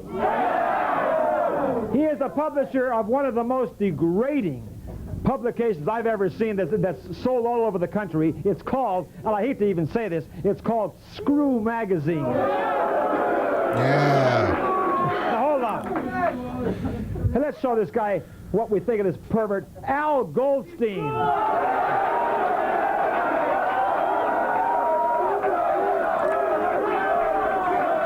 hear that? They know what you are. My audience knows, the world knows, Goldstein, you are a scum and a pervert, right? Good. Now, how do you answer? Okay, bring the camera in. Okay, now, Wally, okay, this is important you listen to. If this was a normal man with a normal the small one he had... Hold on. Goldstein. Fucking Al just like, he adds like, he turns the entertainment value up on this fucking show like to 1,000. Hey, hold on. Hey, I have news for the world. Goldstein doesn't have a... Good comeback there.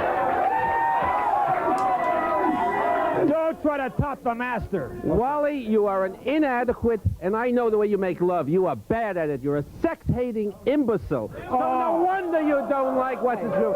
Hey. You are a demented, tyrannical liar. So don't tell me to hold on. You use this hand for one thing. I'm warning you. You don't know a thing. Hold on. You don't know it. No. I'm warning. Hold on a minute. You have as much class as your audience. Zero.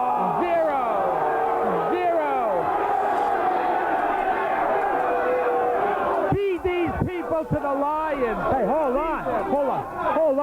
Not only has he no brain. How many of you guys, you guys out there, how many of you guys last night? I see the hairy palms. Yes, true. Hold on. Your magazine, which your filthy crew sent me a whole box of your Screw magazine. So you read it till you get it right, Wally. I read it. So you have someone read it to you, Wally. I looked through your magazine and I threw up. Of course, Wally. You would. It's straight sex, something you know nothing about. Hey, you know, in your biography. Who read it to you, Wally? Who read it to you? Come on, Wally. Who told you? It's in English. Hold on. In your filthy biography, you said, you know, in his biography, you know, some little secretary of his wrote this to me and said, Al Goldstein really is a family man. Oh, God. Well, Wally. And he, hold on. And he brings his wife and his little, He brings his little boy into the studio here and his wife To see madness at work. and Wait, hold to on. see an insane psychotic earning money on television. I want my son to see what America's like. You're a sociopath. If he was indeed a family man, he wouldn't be publishing this garbage, would he? Yeah. Wally, let's talk family. Let's talk about your daughter Rebecca. No, don't. No, Wally. Okay, Wally. Okay, Wally. Oh, he's talking about the Hornet.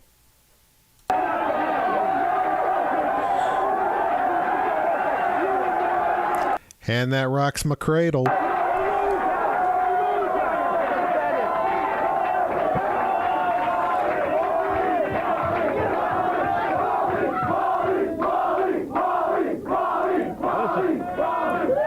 See, he can dish it out, but he can't take it. Hey, don't try to compare This is a man who can't take it. Don't try to compare my daughter to your filthy scum. Let's talk what's wrong. What's wrong with pornography, Wally? So Midnight Blue up here, that was the name of Al's Manhattan Public Access cable show.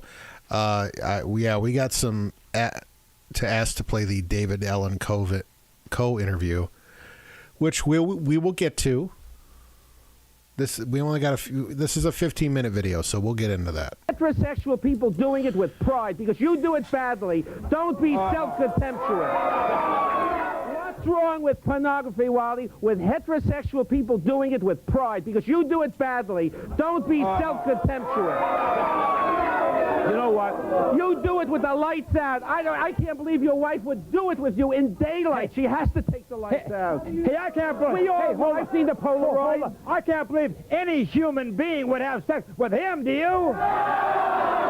Wally. Hey, the only way this idiot could have sex is to resort to bestiality. If I had sex with you, Wally, it is bestiality. Hey, Al, you want to get a real shock? Take a good look in the mirror at that ugly face of yours.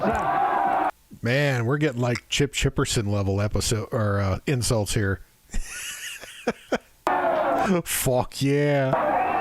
Wally, I'm young, I'm virile, I'm beautiful, I'm functional. You are a non-sexual human being. You had to get a young wife who doesn't know better, Wally. Don't you think that's the way you hold on. Minuscule You could not get a decent woman if you tried, could you? Wally, you could not get a woman with $100 in your pocket. I only feel sorry for your poor little son who has to grow up knowing that his father was the garbage merchant of America.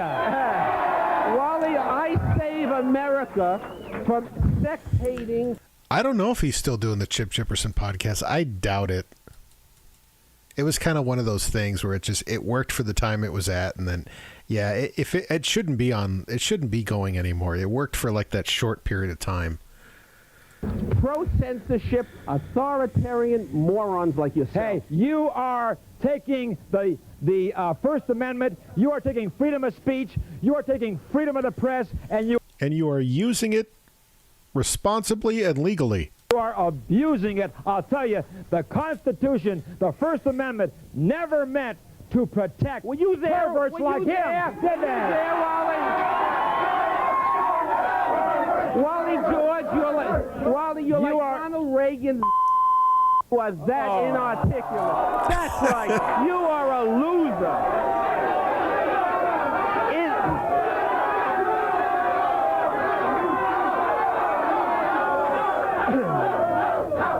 We have laws to protect us from the kind of obscene material that you put out here. And I'll tell you, Goldstein, as long as I have a breath in these lungs of mine, as long as I have a television camera, as long as I have an audience all across America, I will not rest until you are not only out of business, but in the slammer. Yeah. Wally, you know, Wally George, listen, I live in New York, so, okay, we have the real original stuff. We have Morton Downey. We have Morton Downey. Oh, shit, he's calling him out. Morton a Downey. real liberal. Sure, he probably goes along with you, right? Yes, he does. He's a real television person. We don't have this kind of derivative imitation junk. Morton Downey. These are young kids. They don't know better. You are drivel. I know. It's like I want to see Morton Downey versus, you know, versus Wally. You are Joe Pine. Why? You are. They know. They know. No. Look at them. These, you see, hey. Nuke the Puke. I want. Was it Nuke the Puke or Nuke the Pukes? Hey, hold it. Back in New York, you and your friend Downey may enjoy this kind of bull crap, but I'll tell you what I think of it. Here's your Screw magazine. There it is. I want to give you an image, Wally. Think back to the days of Mein Kampf in Nazi Germany, a period of time you would be happy. You would burn books, Wally. You are afraid of ideas that do not go consistent with your anti-sex point of view. You believe masturbation. Have you ever... Wally George, do you think it's self-abuse? They bleep out masturbation? Masturbate? Hey, have you ever Wally George? Hey, can you how sickening it is? I wonder. Sickening. I wonder, Wally. Yeah, he cranked one out to his daughter's tits on the hand that rocks the cradle. I mean, a lot of guys did. Obviously, this is the only way he can find gratification. Do you think... Or tit, yeah, it was just a tit. It was a good tit, though. It was a great tit. Hey, I'm sure that he is a master of that, isn't he? Ask Wally George. Ask Wally. Show them the palms. Hey, right after the hairy palms. Hey, Goldstein. Hey, right after the show, you're probably going to go in my closet for a few hours, right? Well, right. And I want to look at the dresses you're wearing, Wally. You probably wear panties at home, Wally. You wear dresses. Hey, you're probably a dresser. We should go back to the days of in the 50s. The Inquisition for you, Wally. That's what you want. No. What I want is a book clean burner Nazi. Oh! Book burning Nazi. I'm warning you. One more time. By the way, if she shows her tits in quite a bit of movies. I just found that out. I'm warning you. Freedom is not your criminal. Get out. Get out. Get out. Get out. Get out.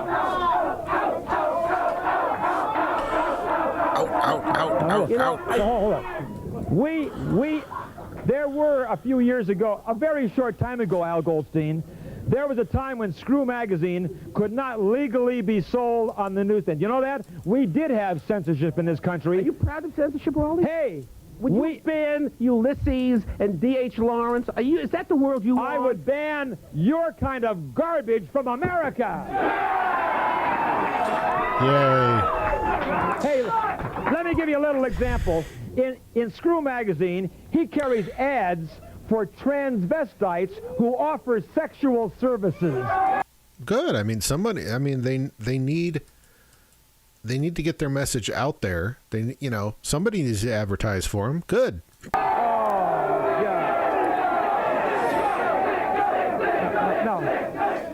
Wally, let's do something this show has never done. Let's talk thoughts, concepts, and ideas. Let's make it a first in your TV career. What are you against? Are you really intimidated by sex being a positive, or are you a sin-filled, religious, brim and firestone breathing nitwit, which I know you are? Hey, let me ask you. Please tell me. Tell me. You idiotic pervert. Shut up. Speak, Wally. Speak. Hey, if you don't shut up, I'll not only speak, but I'll push your ugly face in. You look like Sam Kinison. You know something? I realize it now. Sam Kinison has been doing Wally George for 2 years. Hey, don't get smart with me or I'll meet you in the hallway. No. I'll push your... You need 4 real men. Cut it. You weakly endowed, homosexually prone nincompoop. Hold on. You don't know anything. Hold on. Go. Hey, hold on. Hey. Meet me.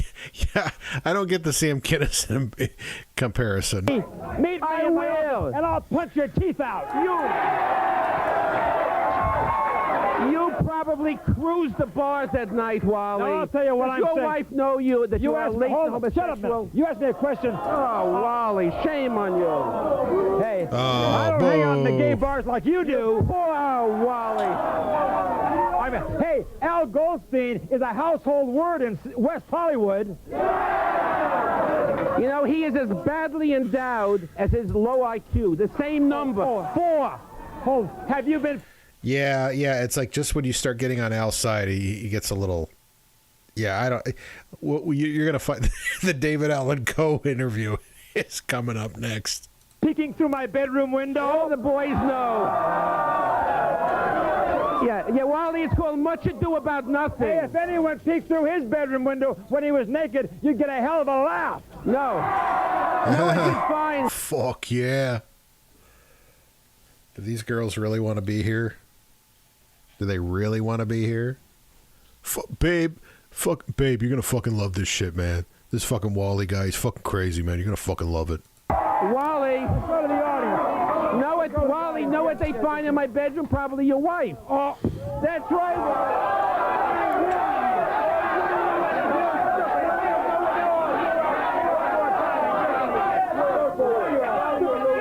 You're a loser. Jesus. I'm warning you right now. And she appreciates me. Now, hold on. You dare to say a thing about my wife, I'm going to punch your face out.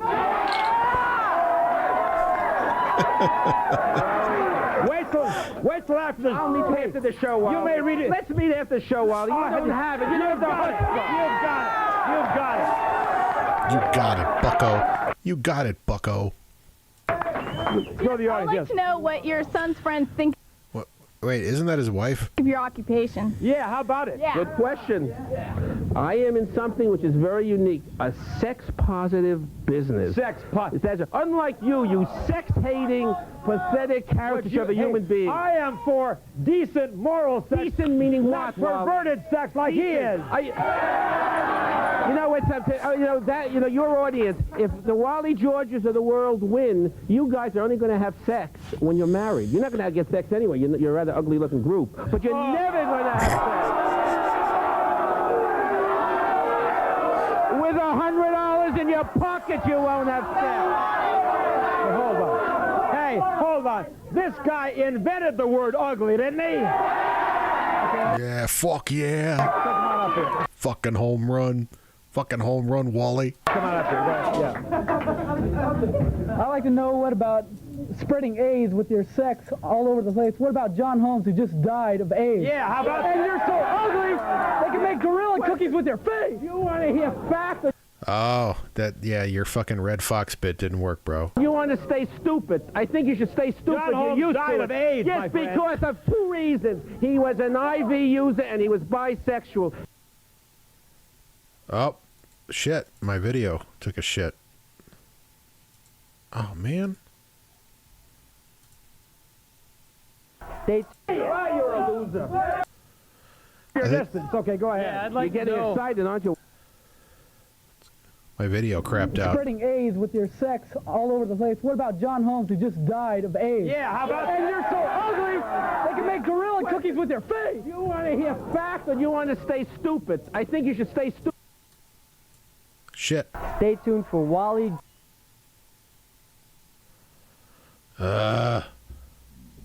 This is the problem. Sometimes archive doesn't. All right.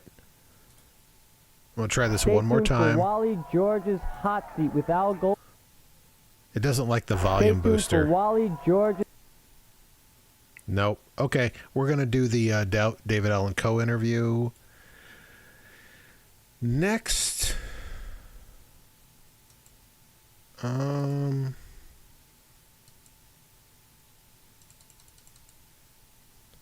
before we do that, we're gonna take a quick piss break here because it's been a while. We will be right back.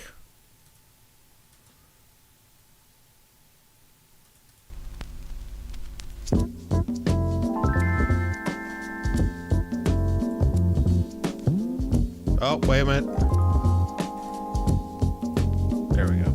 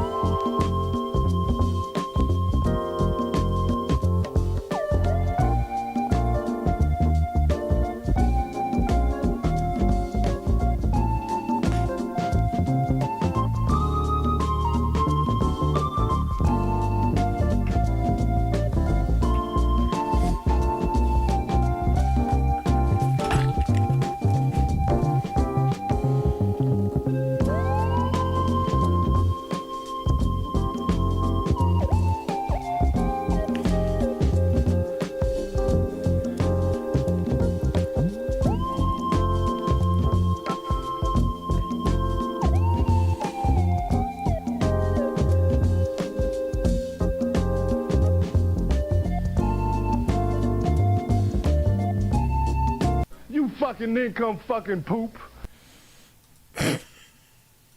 Whoops. All right, we're back. I didn't mean for that to happen, but who gives a shit? Anyways, we're back.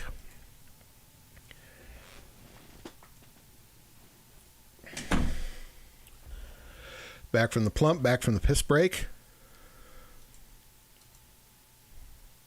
Mr. Pimp Shatner, go back into your... Go back. Actually, you know what? Let's get the interview queued up here. So, yeah, this is in multiple parts.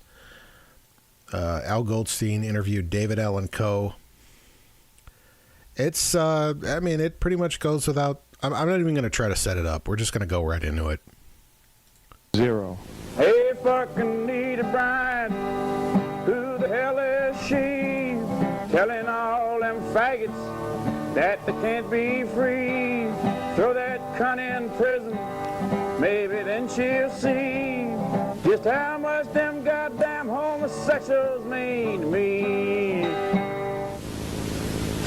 This is Al Goldstein for Midnight Blue. We're with somebody I've long admired, David Allen Coe. But David, I have to ask you the kind of question Tom Snyder always asks me. Where did you go wrong? You're a fucking degenerate. You've been a pimp. You served about 20 to 30 years of your life in prison. You killed a homosexual in prison. You live with 6 wives. I mean, you are the ultimate degenerate personified. Where did you go wrong? I think, you know, I went to reform school when I was 9 years old, and I grew up in institutions. So probably my ideals and my values are different than most people. So I believe in realism a lot more than probably they do. My morals are different. You killed a homosexual in prison. What motivated that kind of a violent response? I'm not sure he was a homosexual. Well, I guess he was a he wanted to fuck me in my ass. You know, I mean, it would have been. I might not have killed him if he wanted me to fuck him in his ass, but you know, it was a different situation. I mean, it was. But you know, I mean, of course, in David Allen Coe world, that logic makes perfect sense. Basically because he was trying to force me to do something that I didn't want to do. Why do you think you're so hostile to women? I mean, that's like self-defense, though. I can't really, you know, fault him too bad for that, right? If that's what happened. You've said several times, and you quoted often as saying that that you love pussy, you hate women. I mean, is it some hatred you have towards love you didn't get? I mean, how do you view it? I think it's because all the women that I've ever met, basically in my life, I'm growing an awful lot with my relationships with women. Don't get me wrong. When I first got out of prison, it was, hey, cunt, hand me that thing, and if you're not fast enough, I'll knock your fucking brains out. And now it's, hey, babe, how about getting me a glass of water, will you? And, you know, it's just, it might still seem real. He's progressed, right? He's progressed. He's on the mend. Harsh to somebody, but to me, it's coming a long way. And I'm talking to women now, but most of the women I come in contact, you know, baby steps with were waitresses, stupid, ignorant motherfuckers that can't even take an order and write down an order, right? And this is the mentality of the women. I was never around business women. I was never around any woman that could think, that had a fucking brain, that had an idea. Now I have been around those kind of women, and I have a lot of friends that are like that. Some of my old ladies are very high in my organization. They design album covers, they make logos, they run the video equipment, and it's, you know, it's a whole. And I'm realizing that there are women, people. You know, it's like, once again we go back to people. It's not. I don't say all women. I say people. There's women. In general, I don't like most anybody. You know. But I like individuals. Right. But I don't say I hate all niggers, I hate all women, I hate all faggots, I hate all Jews.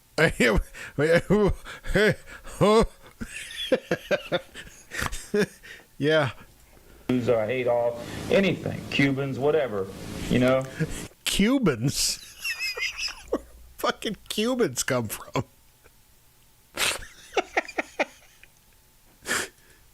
It's just in general, I don't like people in general because I've been in prison with every kind of motherfucker there is, and I just don't trust people.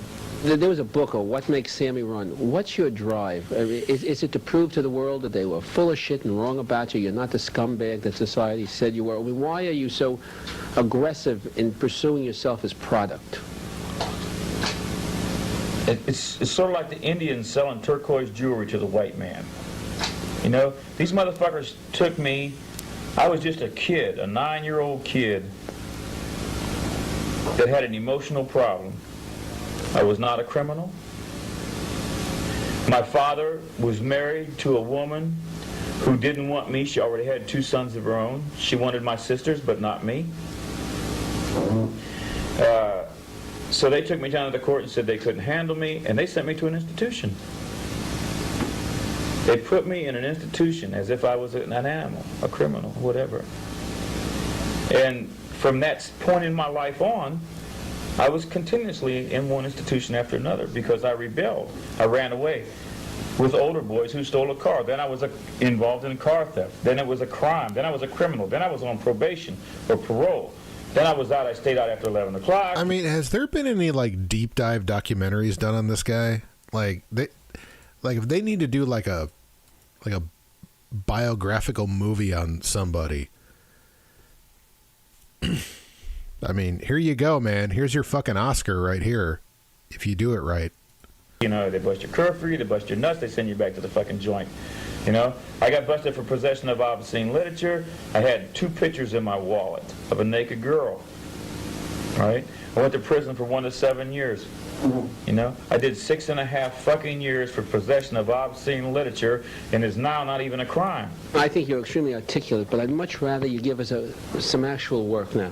Give us a couple of songs. Come on, that's what I want to hear. Okay. Here we go. The stuff that they would not play in any station that you can do on Carson. Oh, the motorcycle club had a party, and all the young virgins were there. Now I found a blonde with little bit titties and a pretty yellow ribbon and a hair. And I told her the 3 biggest lies in the world. The one my daddy first told me. And that was the beginning of my sexual life and the end of my fantasies. When I said this'll only hurt for a little while, I'll only put the head of it in. I promise that I'll never try to come in your mouth. Do, do, do, do, do, do, do, do. These are the kind of songs that's on the album. And then there's another song that says, you can talk about your lovers and your backdoor pimps. You can talk about them Hollywood fags. If you want to know the baddest motherfucker in the world, then I'm the greatest lover alive. Now, Jackie Onassis was a snuff queen for me before she ever got rich. And it'd take the average man a day and a half just to satisfy that bitch. Now, the Queen of England gave me the key to the whole damn country of France. And it only took me 15 minutes to get into her pants. Well, I fucked them all from coast to coast, cause mister, that's my bag. In fact, I'm the only motherfucker in the world that can make Linda Lovelace gag.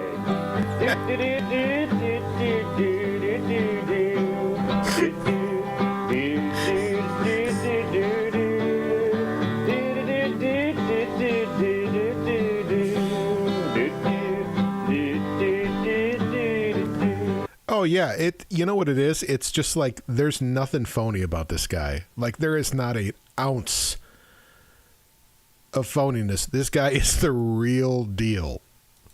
Now it ain't that my dick's so goddamn big, it's just that I know how to use it. And I'll never let no nickel-dime whore ever get the chance to abuse it. They can suck it for hours and hours on end, but I'll still be in control. And I won't come till I want to come, cause that's my jelly roll. Now let me tell you about them women, friend. I've had them try. I want that tattoo. I don't come when I come because it's my jelly roll. Try to wear me down. I fucked them bank clerks and barmaids. I even fucked the circus clown. Doctors, lawyers, teachers, nurses, them fat women sure was a drag. I tell you, I'm the only motherfucker in the world that ever made Linda Lovelace gag.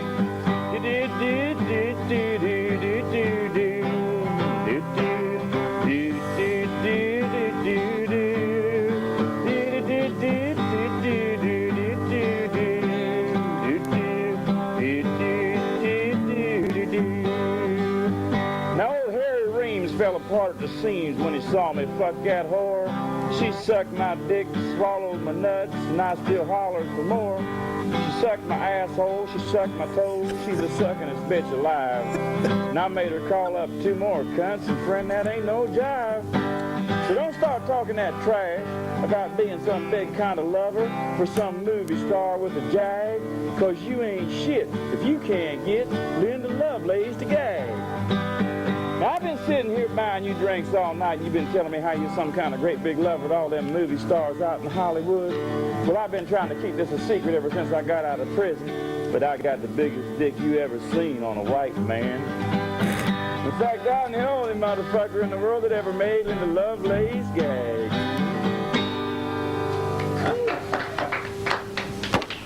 Maybe we should do a diversified thing to show the different things. It's like,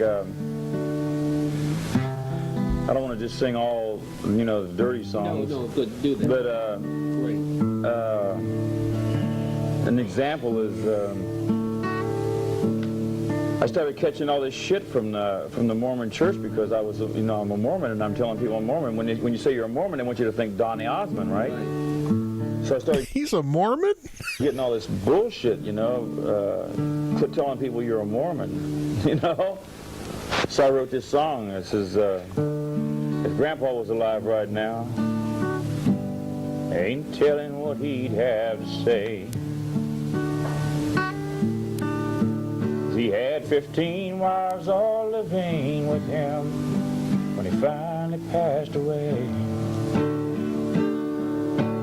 Though I've just got 2 now, Mama, that's enough to keep me satisfied.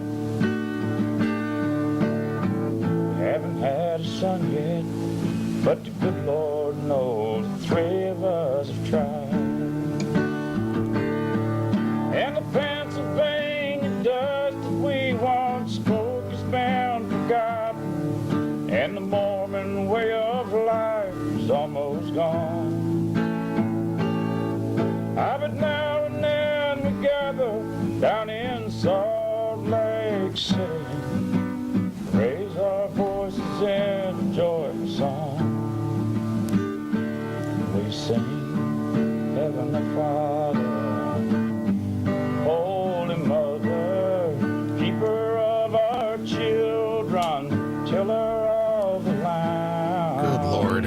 Take us to the river in a horse and buggy. Give us our salvation, help us make our stand. All right, that was part 1. Is this part 2? Part 2. Last week, Midnight Blue presented part 1 of Al Goldstein's interview with David Allan Coe. This week, part 2. There she went away and left me. Lord, she never said a word. And even if she would have told me, I probably never would have heard. Well, you once said no other woman, honey, could ever lay up in your bed. Now there's cum stains on the pillow while you once laid your head. God damn it. Would you consider yourself a good fuck? No. Why? You selfish hump? I'm not a good fuck. I eat pussy, and I'm good at that, and I'm sort of programmed to eat pussy and get my old ladies off it and then fuck them, because like once my dick gets wet, I'm coming. Period. You know. And I'm not no marathon fucker. I can't fuck for 2 or 3 hours. You know. It's 3 minutes. Good night, and I'm gone. You know. But I mean, the other kind of sex I can get into for long periods of time. But the minute the dick goes in the hole, that's it. You know, it's like, it's over. Is there anything you would not do sexually? I mean, oh, there's a lot of things I wouldn't. Would you eat an asshole? No, I don't think I would. I'm probably very conservative as far as sex is concerned. It's like, first of all, I sleep in my own bed. I have my own room. All my wives have their own room. Mainly because I feel like I'm a very programmed person. My body needs its rest. I need my sleep to do the things that I have to do to create. I don't fuck my system up with drugs or with drinking, you know. And I have to have my rest. Having been in prison, it's hard for me to sleep in a room with another person because I wake up every time they turn over, if they touch me, if they roll over, if they cough, I wake up to look around and see who it is, you know. And so the sex life that I have and that I lead with my family is not what everybody conjures up. The minute you say you got 7 wives, everybody, you know, oh boy, they're all eating pussies and they're doing this and they're doing that. Well, sometimes that does happen, you know. I mean, it happens, you know. You got, you know, 6 women in a bed. They sometimes eat each other's pussies. And you get to watch or participate or whatever. But it's not a big common thing to do that. How many children do you have there? I have 2 daughters by previous marriages, and I have some stepchildren, foster children, sons and daughters. How much time do you invest in the kids? I mean, you came from a family without love. Do you feel capable of giving love as a father? I feel capable. I'm just not permitted to a lot. I'm really scared a lot. It's like my last wife ran off with, like, this is a girl I married when she was 16 years old. And we had a little daughter. She never once even looked at another man, ever. And then one day, she runs off with the road manager to our band and files for divorce, tries to take half of everything I got, the whole shooting match, right? When that happens to you numerous times, it's the 3rd time it's happened to me, it makes you real leery, man. So you're gun shy in a way. But you know, it's like, I don't want some motherfucker letting me fall in love with this kid and then taking it, because that's the only way they can hurt. They can't hurt me. Fuck them. I can find 1,000 fucking women, you know? But they can take that kid away from me and that can hurt me. But musically, I've tried to span a lot of things, a lot of different things. But basically, I think that simplicity is the key. And I think that you can be a very heavy person and you can still relate. I'd like to show you what I mean by just doing a song that I just wrote about 3 days ago. So, little Annie walks across the meadow. The wind blows coolly through her summer's dress. Pecans from the trees are ripe for eating. And that holds one softly to her breast. Yes, her lover's still so far away. Promised he'd be coming home today. I honestly only like I think Al could have pulled off this interview. Seriously, I mean, I'm sure there's other interviews of Coe, but if I had a paintbrush and some paint, I could have painted you a picture right then. But I feel like I did anyhow. David Allen Greer. Yeah, there's only 2 David Allens that I know of. I mean, here you got this lonely girl. She's walking across this meadow. She walked under an acorn tree. She picked up an acorn. She held it to her breast. And she's missing the lover that promised to be back, but he's not there. It's a painting. I painted it for you in a song. It's simple, but it got my point across. Little Annie stares across the pasture. Transition. She's went from the meadow to the pasture. She looked across the meadow. She walked across the meadow. And now she's sitting and she's staring across the pasture. Little Annie stares across the pasture, looking for some sign from where he's been. But the only thing that's moving is the branches. And he's feeling colder than the wind. Yes, her lover's still so far away. Promised he'd be coming home today.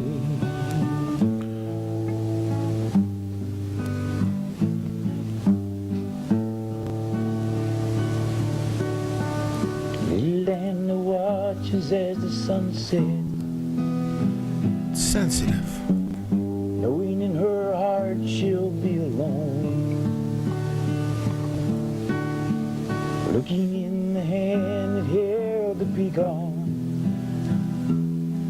Now it's been very simple up to here, you know what I mean now? Now this is when you bust their nuts. Little Annie only found a stone.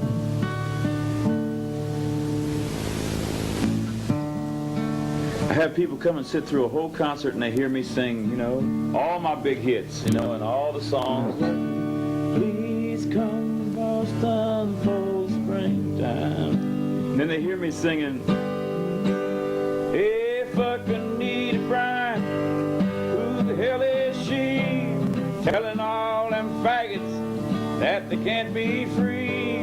Throw that cunt in prison, maybe then she'll see just how much them goddamn homosexuals mean to me. And they say, I'll never come to another one of his concerts. Now how can someone respect the beauty and the talent of Would You Lay With Me in a Field of Stone if my needs were strong? Would you lay with me? And not respect fucking Nita Bryant. Who the hell is she? It's the same fucking principle. It's just as heavy. That is just as heavy as Would You Lay With Just as heavy. Me in a Field of a Stone. And the only difference is the lyrics.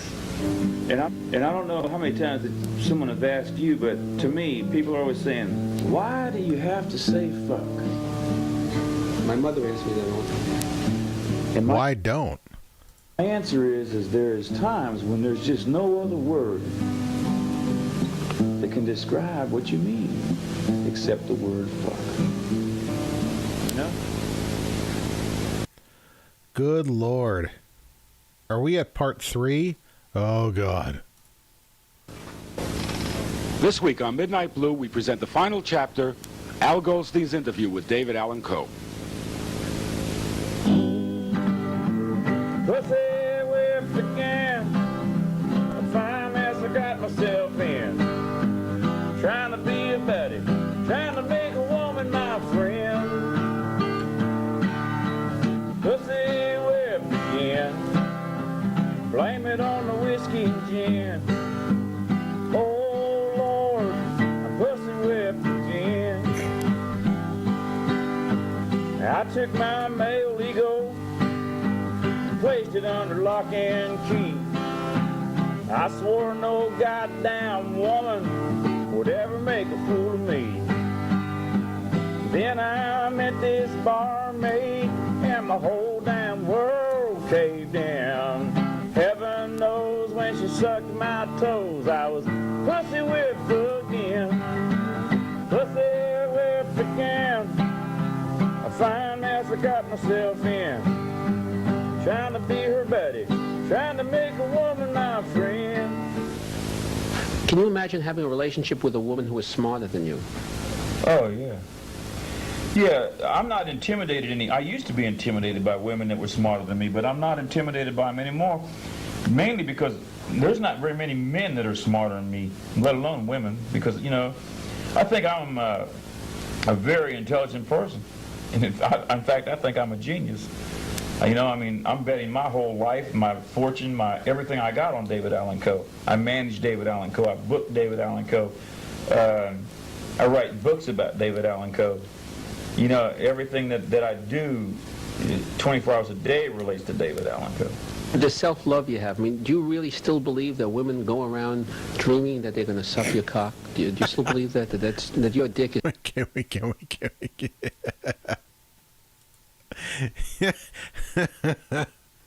Oh. Is that a Star of David? That makes sense.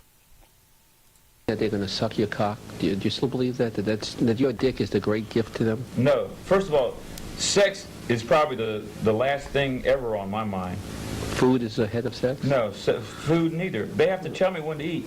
David Allen Coe is what's on my mind. Promoting the career. You know, it's like I'm making movies. I'm a magician. I'm a ventriloquist.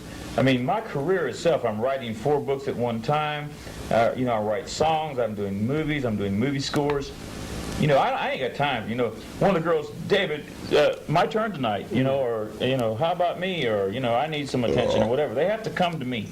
I don't think about it. It's like I have a girl that gives me my vitamins because I would never take wouldn't eat. I wouldn't take vitamins. The minute I wake up, I need to call Al Goldstein. I got to call this one. I got to go that. I got to go here. I got to go. That's the way my fucking brain works, and your brain probably works the same way. Right. But you're married to one woman. Right. You have a different kind of relationship. Yeah. I'm sure you don't go around thinking of sex 24 hours a day. No, food. It's food and cigars. Food and cigars. Okay. This is the kind of question that Dick Cavett would ask you at PBS. Would you go down on a woman who has the rag on? No. It's like in my family, they call it quarantine. The girl must come and tell me when she's on her period and she's in quarantine. And it's just, you got to understand that I went to prison when I was 7 years old. I got out of prison. I had my first piece of ass when I was 27 years old. So I have no sexual experience. I don't like big-titted women. That's what I read, that you like small I like small-titted women, yes. I don't like big tits. And the reason being, I don't identify big tits as being feminine, because feminine to me was the guy in prison with a nice ass. Right. Right? So that's how I identify with femininity. I've always heard it argued that guys who like sort of women built like high fashion models, there's sort of a latent homosexuality. In your case, it's a real... Now, Patty told me that too, and it's probably true that it's not that as I'm fucking her, calling her Sam, or thinking that she's a actually man or something, but probably in my own twisted brain, growing up identifying that with being feminine, you know, it's like, you know, it's like saying it's safe, okay? Like you got this mental block in prison about being a homosexual, about touching a guy's dick or whatever. It's like, when I was in prison, there were times that I would have gave $100 just for the guy to come down and sit on my bunk next to me, just to share the warmth of touching another human being and talking. But you can't do that, man, because then you're a faggot, you're a queer, they beat the fuck out of you, they take your cigarettes. I mean, you know, you're the lowest fucking form of animal there is. So that's brought in your head. You can't never let those, so you stifle all that shit.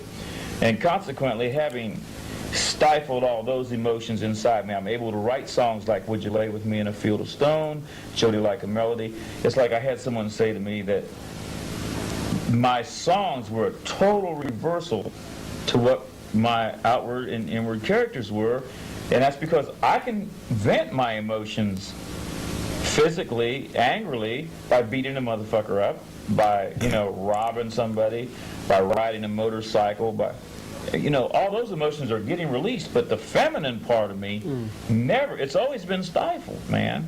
And we all have that. We all have those tendencies. We all have there's a female part of you and there's a male part of you, and we all have that. But mine were suppressed, and the only way they could be released was through my poetry, through writing. These days, I think I'm writing more about the freedom of being free, of what's happening now, the things that I'm seeing now, the honesty of what I'm seeing now, being honest with myself about a lot of things. I'm to the point now where I'm saying, like, I know, like, you know, what is considered true art is very subjective, but, like, I mean, this is part of the world. Yeah, he does look older in all of his photos, but like, this is art. Like, as far as, like, it comes in so many forms. It's ugly, it's beautiful, it's all of it. And this is it. I mean, there's one thing I could say, it's raw. There's so many people that come into this world and they live their whole life and they die. And no one even knows who the fuck they are. They might as well never have came here. There's no records of him being here. I mean, you know, there's nothing. There's shit. 200 years from now, a motherfucker can say Al Goldstein, and they can go find your fucking picture, your name, you know, you did this, you did this. They can, the same thing with David Allen Coe, you know?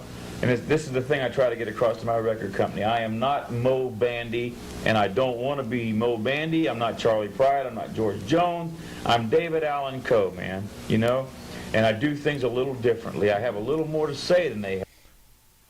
Oh, shit. We got to finish it.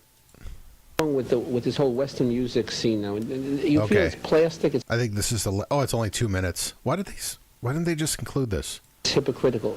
But if that's true, why is it so successful? No, I don't think that. I think it's not that the music isn't. It's the people that is. It's like, you know, Johnny Paycheck didn't have to start calling himself an outlaw.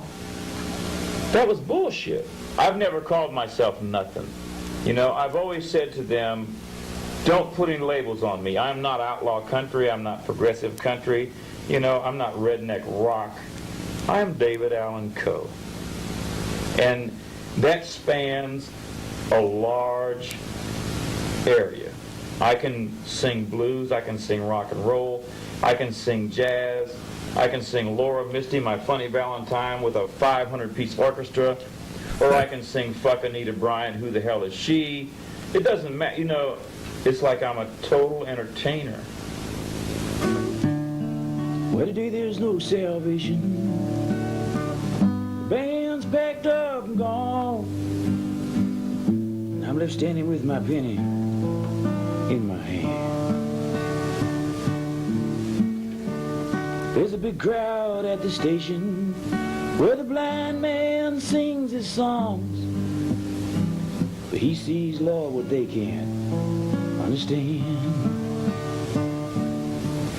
It's the 33rd of August, and I'm finally coming down. 8 days from Sunday finds me Saturday bound. Your staff wanted me to play this for you. They said you could take it as an official message. Take this job and shove it. I ain't working here no more. One none left and took all the reason that I was working for. Don't you try and stop me when I'm walking out the door. Take this job and shove it. I ain't working here no more. I've been working in this factory pretty close to 15 years. I've seen some of my best friends while I'm standing in a pool of tears. Oh, that was it. Oh, there is a full doc on David Allen Coe, by the way. That is on YouTube. We're not watching it tonight. So what are we going to do here? I can end it now, or I can, you know, we can do Apollo Amateur Night. We can squeeze one of those in before we cap off the evening. I'm good with any of it.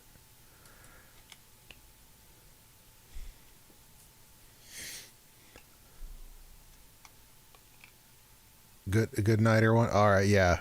Good night, Ian. Yeah. Have a good one. Thanks for sticking around.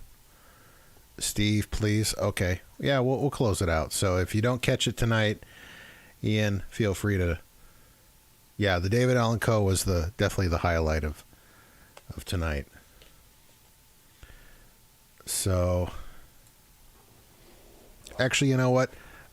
This is the Plump After Dark. After Dark. So I'm going to take a quick break here, just to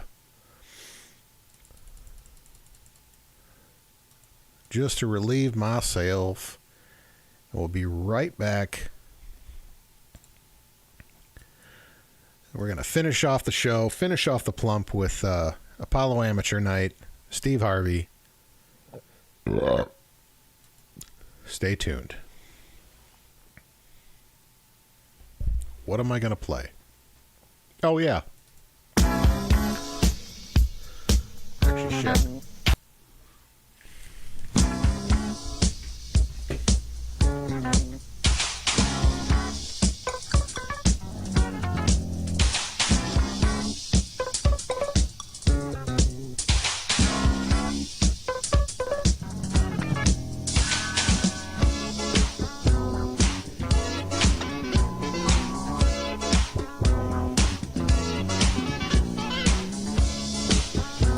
Hey girl, what's up? I like to get you on the floor so I can funk with you, you know? Baby, you don't have to be shy. Just follow me. I'll show you what I mean. Let your feelings go. Let your body move to groove. Funky groove. Let your feelings go. Let your body move to groove. Funky groove. Let your feelings go. Let your body move to groove. Funky groove. Let your feelings go. Let your body move to groove. Funky groove. You come out here on the floor. Always think that you're in the know, but baby, all that rolling fancy clothes only means you're putting on the show. Yeah. Oh, hold it, girl. Hold it, girl. That fancy wear. Take off them drawers. Just let your thoughts. What's that? Yeah. You can't get them off. Let's get Well, they stuck to you. Baby, let's do it. What the Do fuck's up with that? Funky, funky sound. Let your feelings go. Let your body move to groove. Funky groove. Let your feelings go. Let your body move to groove. All right. Funky groove. Back. That was not a smooth transition. All right.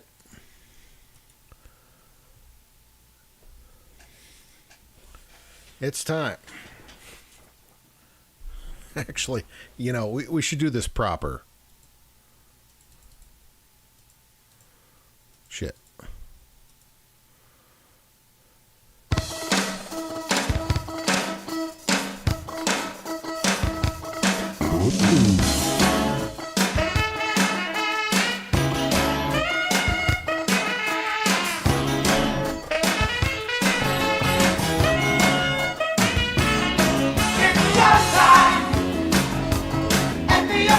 I need to update this with Steve Harvey.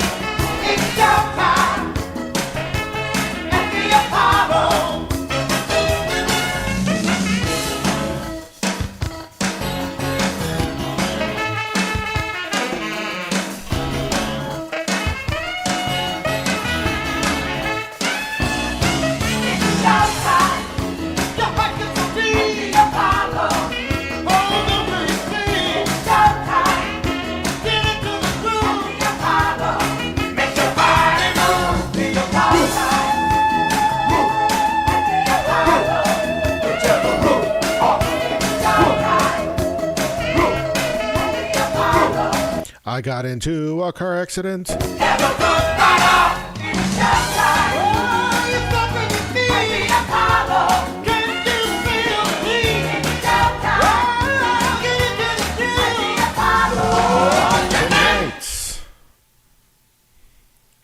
Student dead after possible overdose at Queen Creek Treatment Center for Boys. Tonight. All right.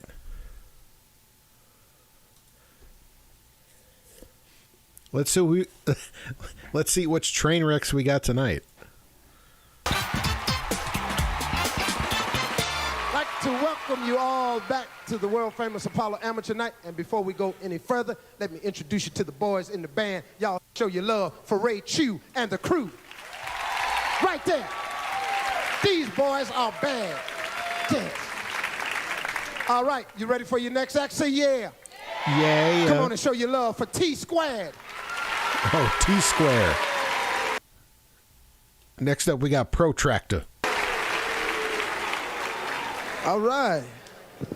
All right, y'all the same height. That's nice. That's nice. All right. Where you from?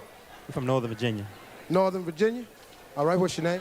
My name's Tony Davenport. Tony Bell. Tony Bell and Tony Davenport. Oh, so T Square. I get it. What y'all gonna do for us tonight? We're gonna do a little bump and grind. Uh-oh. Okay. A little bump On each other. and grind by R. Kelly. All right, y'all heard it. Y'all show your love for T Square. Oh, man, these guys better go, they better fucking run with this shit.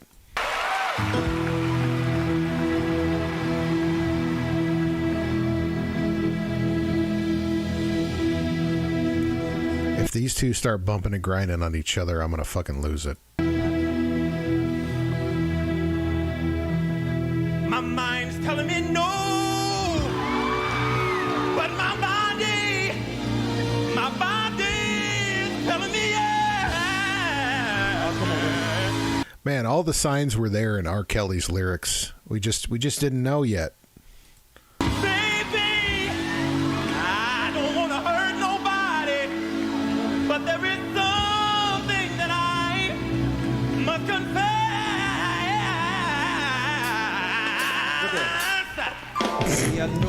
No, that wasn't good. That wasn't good. They're fundraising.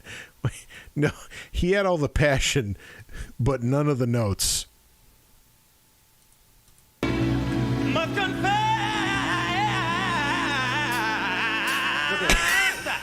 See, I know just what you want, and I know just what you need, girl. So, baby, bring your body to me. Bring your body here. I'm not fooling around with you. Baby, my love is true with you. There's something about like the guys, like the black dudes that had the box haircut, you know, the flat top, when they had like a widow's peak. It always looked weird when they had the widow's peak. I wanna be. Girl, you need someone like me. Yeah, to satisfy your every need. I don't see. What was that? Go back. I don't see. 1, 2, 3, 4, 5, 6, 7, 8, 9, 10, 11, 12. 12 ways. 12 ways to love you, babe. Yeah, yeah. I don't see nothing wrong. I don't see with a little bump and grind. Nothing wrong. Baby, oh, yeah. Yeah, these fucking idiots are gonna skate by just like on a technical level. They're fucking dog shit, but they're just getting by on A for effort here, like just passion. I don't see nothing wrong. Thank you very much. Thank you.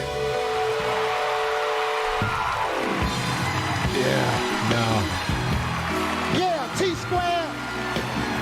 I don't see nothing wrong with a little bump and grind. All right, y'all ready for your next act? See, yeah. Please welcome to the stage, First Power. First Power. First power. Oh shit! Oh, look at this getup. Oh, this boy ain't got no clothes on. This boy naked. I mean, he could pull it off. He's got the body for it.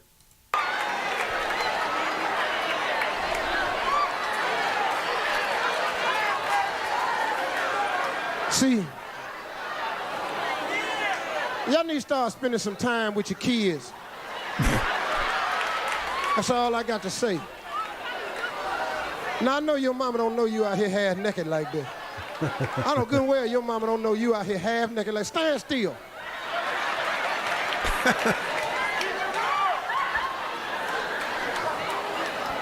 Brother, what's your name? First Paul. Oh, okay. What was that? That's the name of your group. Your name, Willie Tate. All right, First Power. Y'all show your love. First Power. Willie Tate.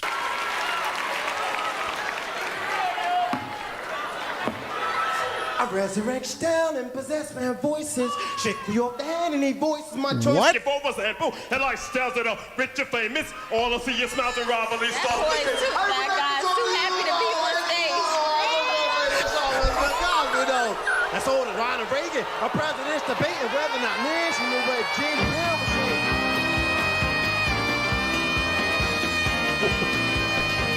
That guy was a plant.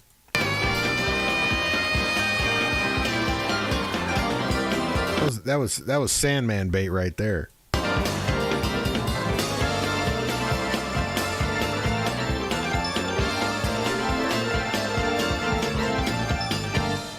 Oh, Lord.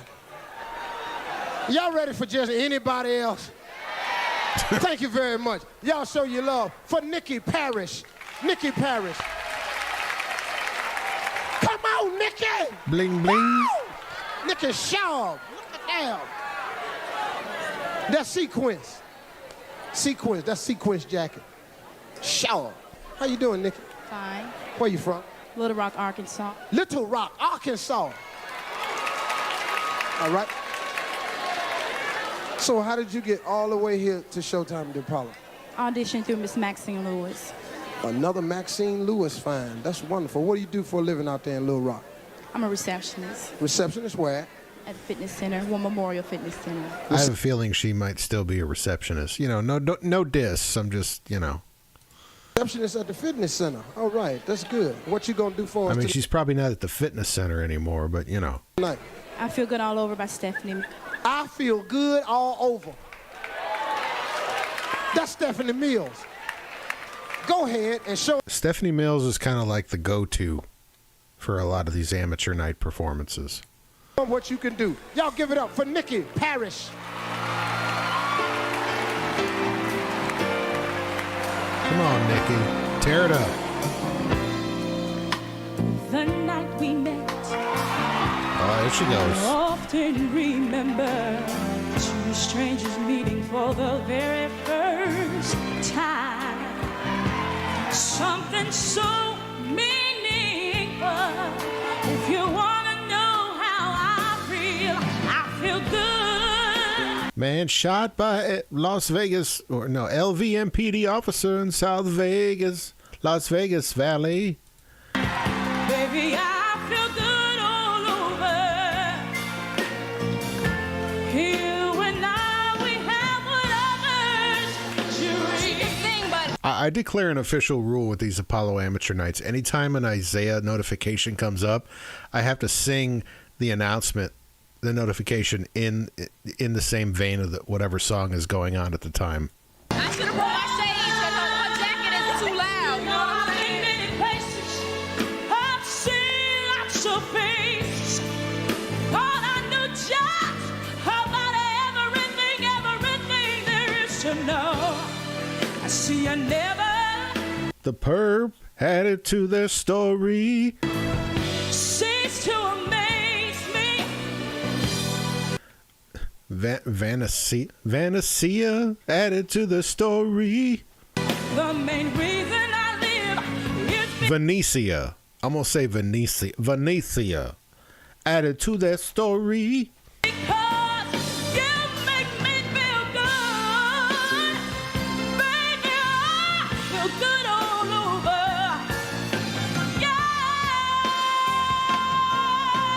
Yeah. She's good. So good. Yeah, it's too late for a drinking game.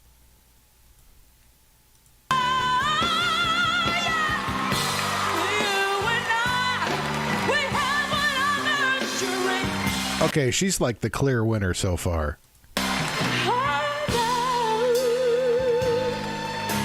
With my life working out, ooh, that I feel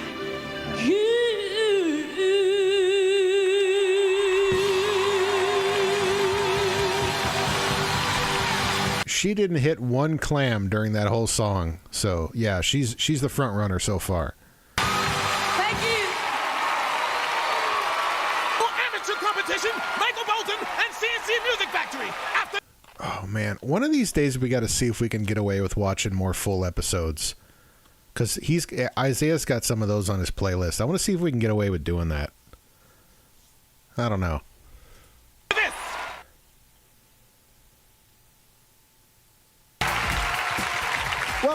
Welcome back, and we got more Showtime at the Apollo coming at you right now. How about your next contestant? Y'all show your love from Birmingham, Alabama, for Irvin Abercrombie. Okay. Abercrombie? Let's do...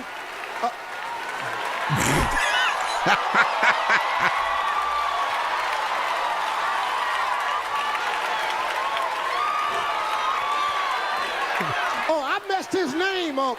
But he done rubbed it long. Irvin Abercrombie. There you go. Irvin, how you doing? Doing fine. Birmingham, Alabama. You know it.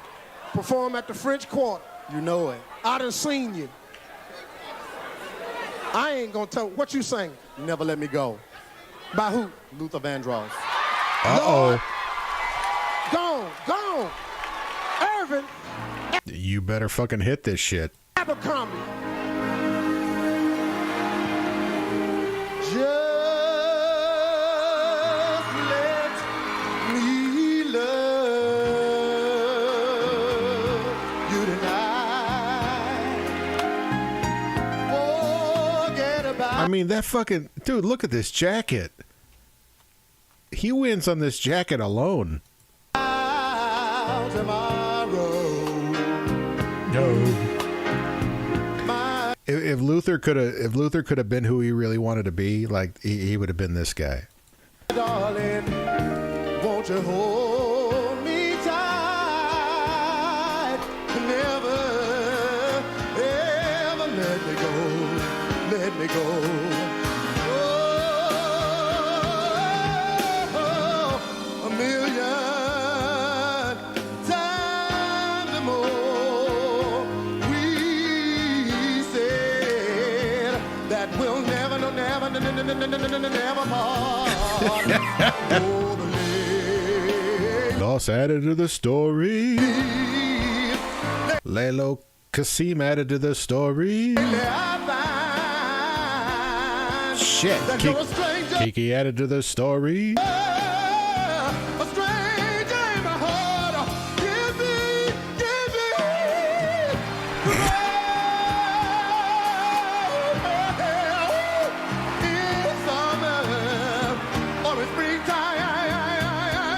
I can't. Where the 4 cash showers passed by the Portland metro area Saturday night. To tell the world that forever, for always, for love you'll be mine.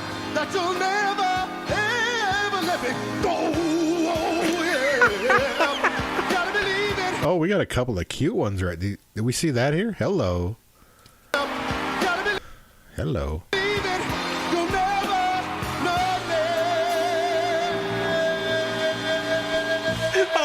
Oh, no.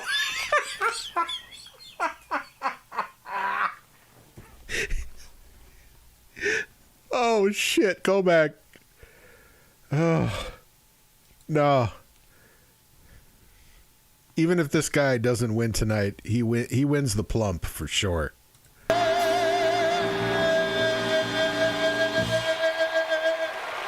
Let me go. Yes. We went from David Allen Coe to this. I think this guy's gonna win. He got a standing O.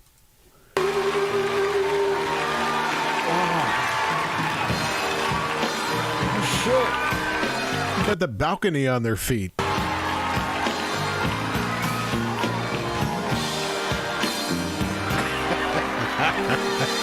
Irvin Abercrombie from Birmingham, Alabama. Never let me go. You better know that right. I almost tore my clothes off. Y'all ready for your next act? See, yeah. Please welcome to your stage the winner from last week. Another house record. Show your love for ESB. extra sensory booty.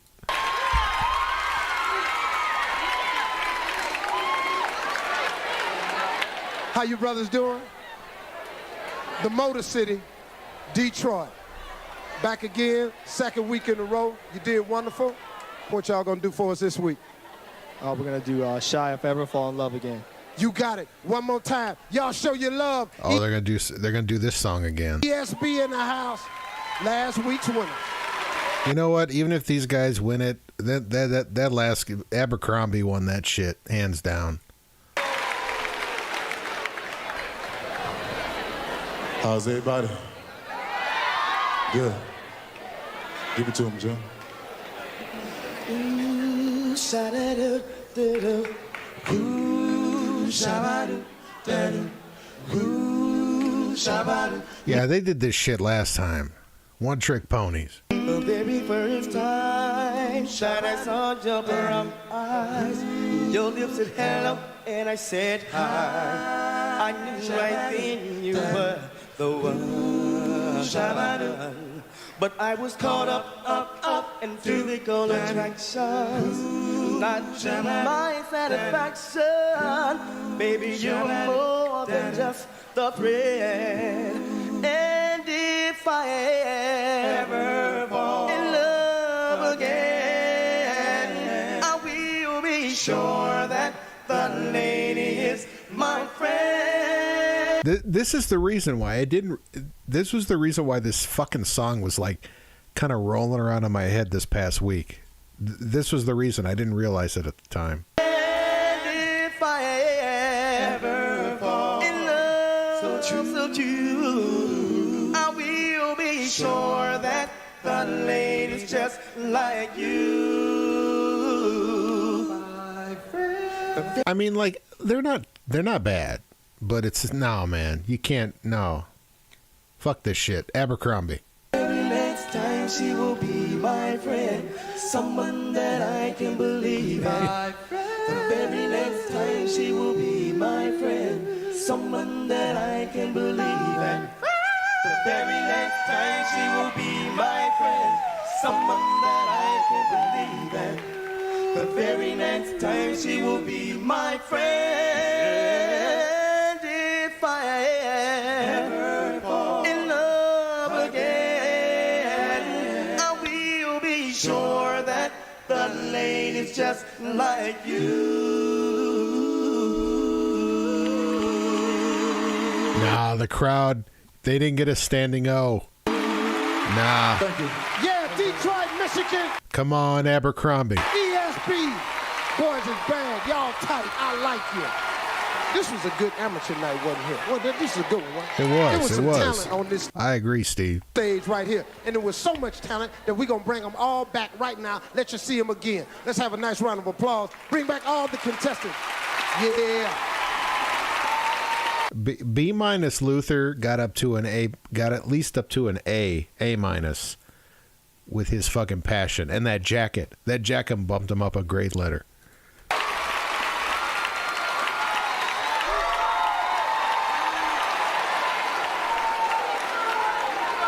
Ladies and gentlemen, she is here. Roller skated all the way from Tyler, Texas. She got here this morning. Kiki Shepard. Oh. Yes. I like all them scarves and stuff like that. Loose stuff. You can use Yeah, nice and flowy. Loosely, yet tight. You know what I'm saying? it to tie people up. All right. Y'all show your love for etc. We didn't see them. Did we see them? Okay, we didn't see them.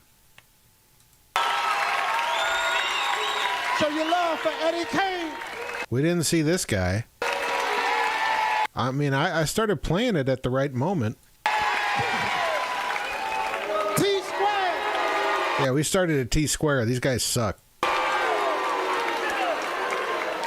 Nikki Parrish. Okay, she was good. I'll give her that. Yes. Yeah. ESB. Nope. We have a winner, Irvin Abercrombie. Yes. Birmingham, Alabama. Thank y'all for coming. Thank you very much. You did shit. good. My boys, y'all gonna be in the mix. Irvin, you got anything you want to say? Sometimes justice does prevail. Got anything you want to say? I want to tell you, baby. He crazy. One more time. Give it up for Irvin. Y'all stay tuned. We'll be right back with more Showtime with the Apollo. Lord, he gonna be with you. Nobody tell the crowd he's gay. All right. He's just eccentric. He eccentric. That's what you do. All right, guys. That was a lot of fun. I'm glad we ended with that. That was good. Crazy show tonight, man. Wally George, Al Goldstein, David Allen Coe. Holy shit. It's morning. All right, tonight, I want to thank Wally George, Al Goldstein, David Allen Coe. I do not want to thank the douchebags in the crowd of Wally's show. I want to thank Sinbad, Kiki Shepard, Steve Harvey, Abercrombie. I want to thank Bud, Jay, Ian, Garrett. No, let's not thank Garrett tonight. He didn't show up. I want to thank anybody else for watching the show later on.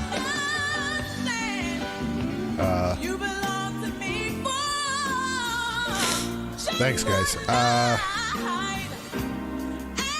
Yeah, that's it, man. I want to thank Frank Massey. Why not? You know, do your best, you know. As Frank Massey says, love everybody. And, you know, it's a bit of a sweeping statement, but the sentiment is there. I want to thank the Down syndrome prom couple. I want to thank, what was this chick's name? I don't even remember.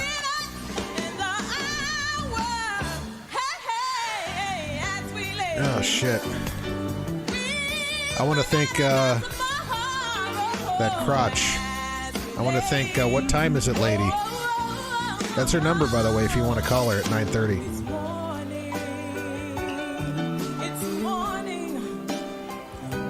Yeah. Have a good night, guys.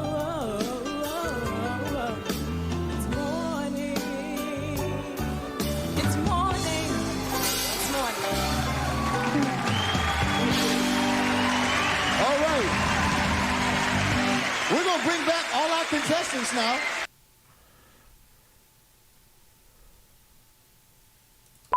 Hey man, it's me again.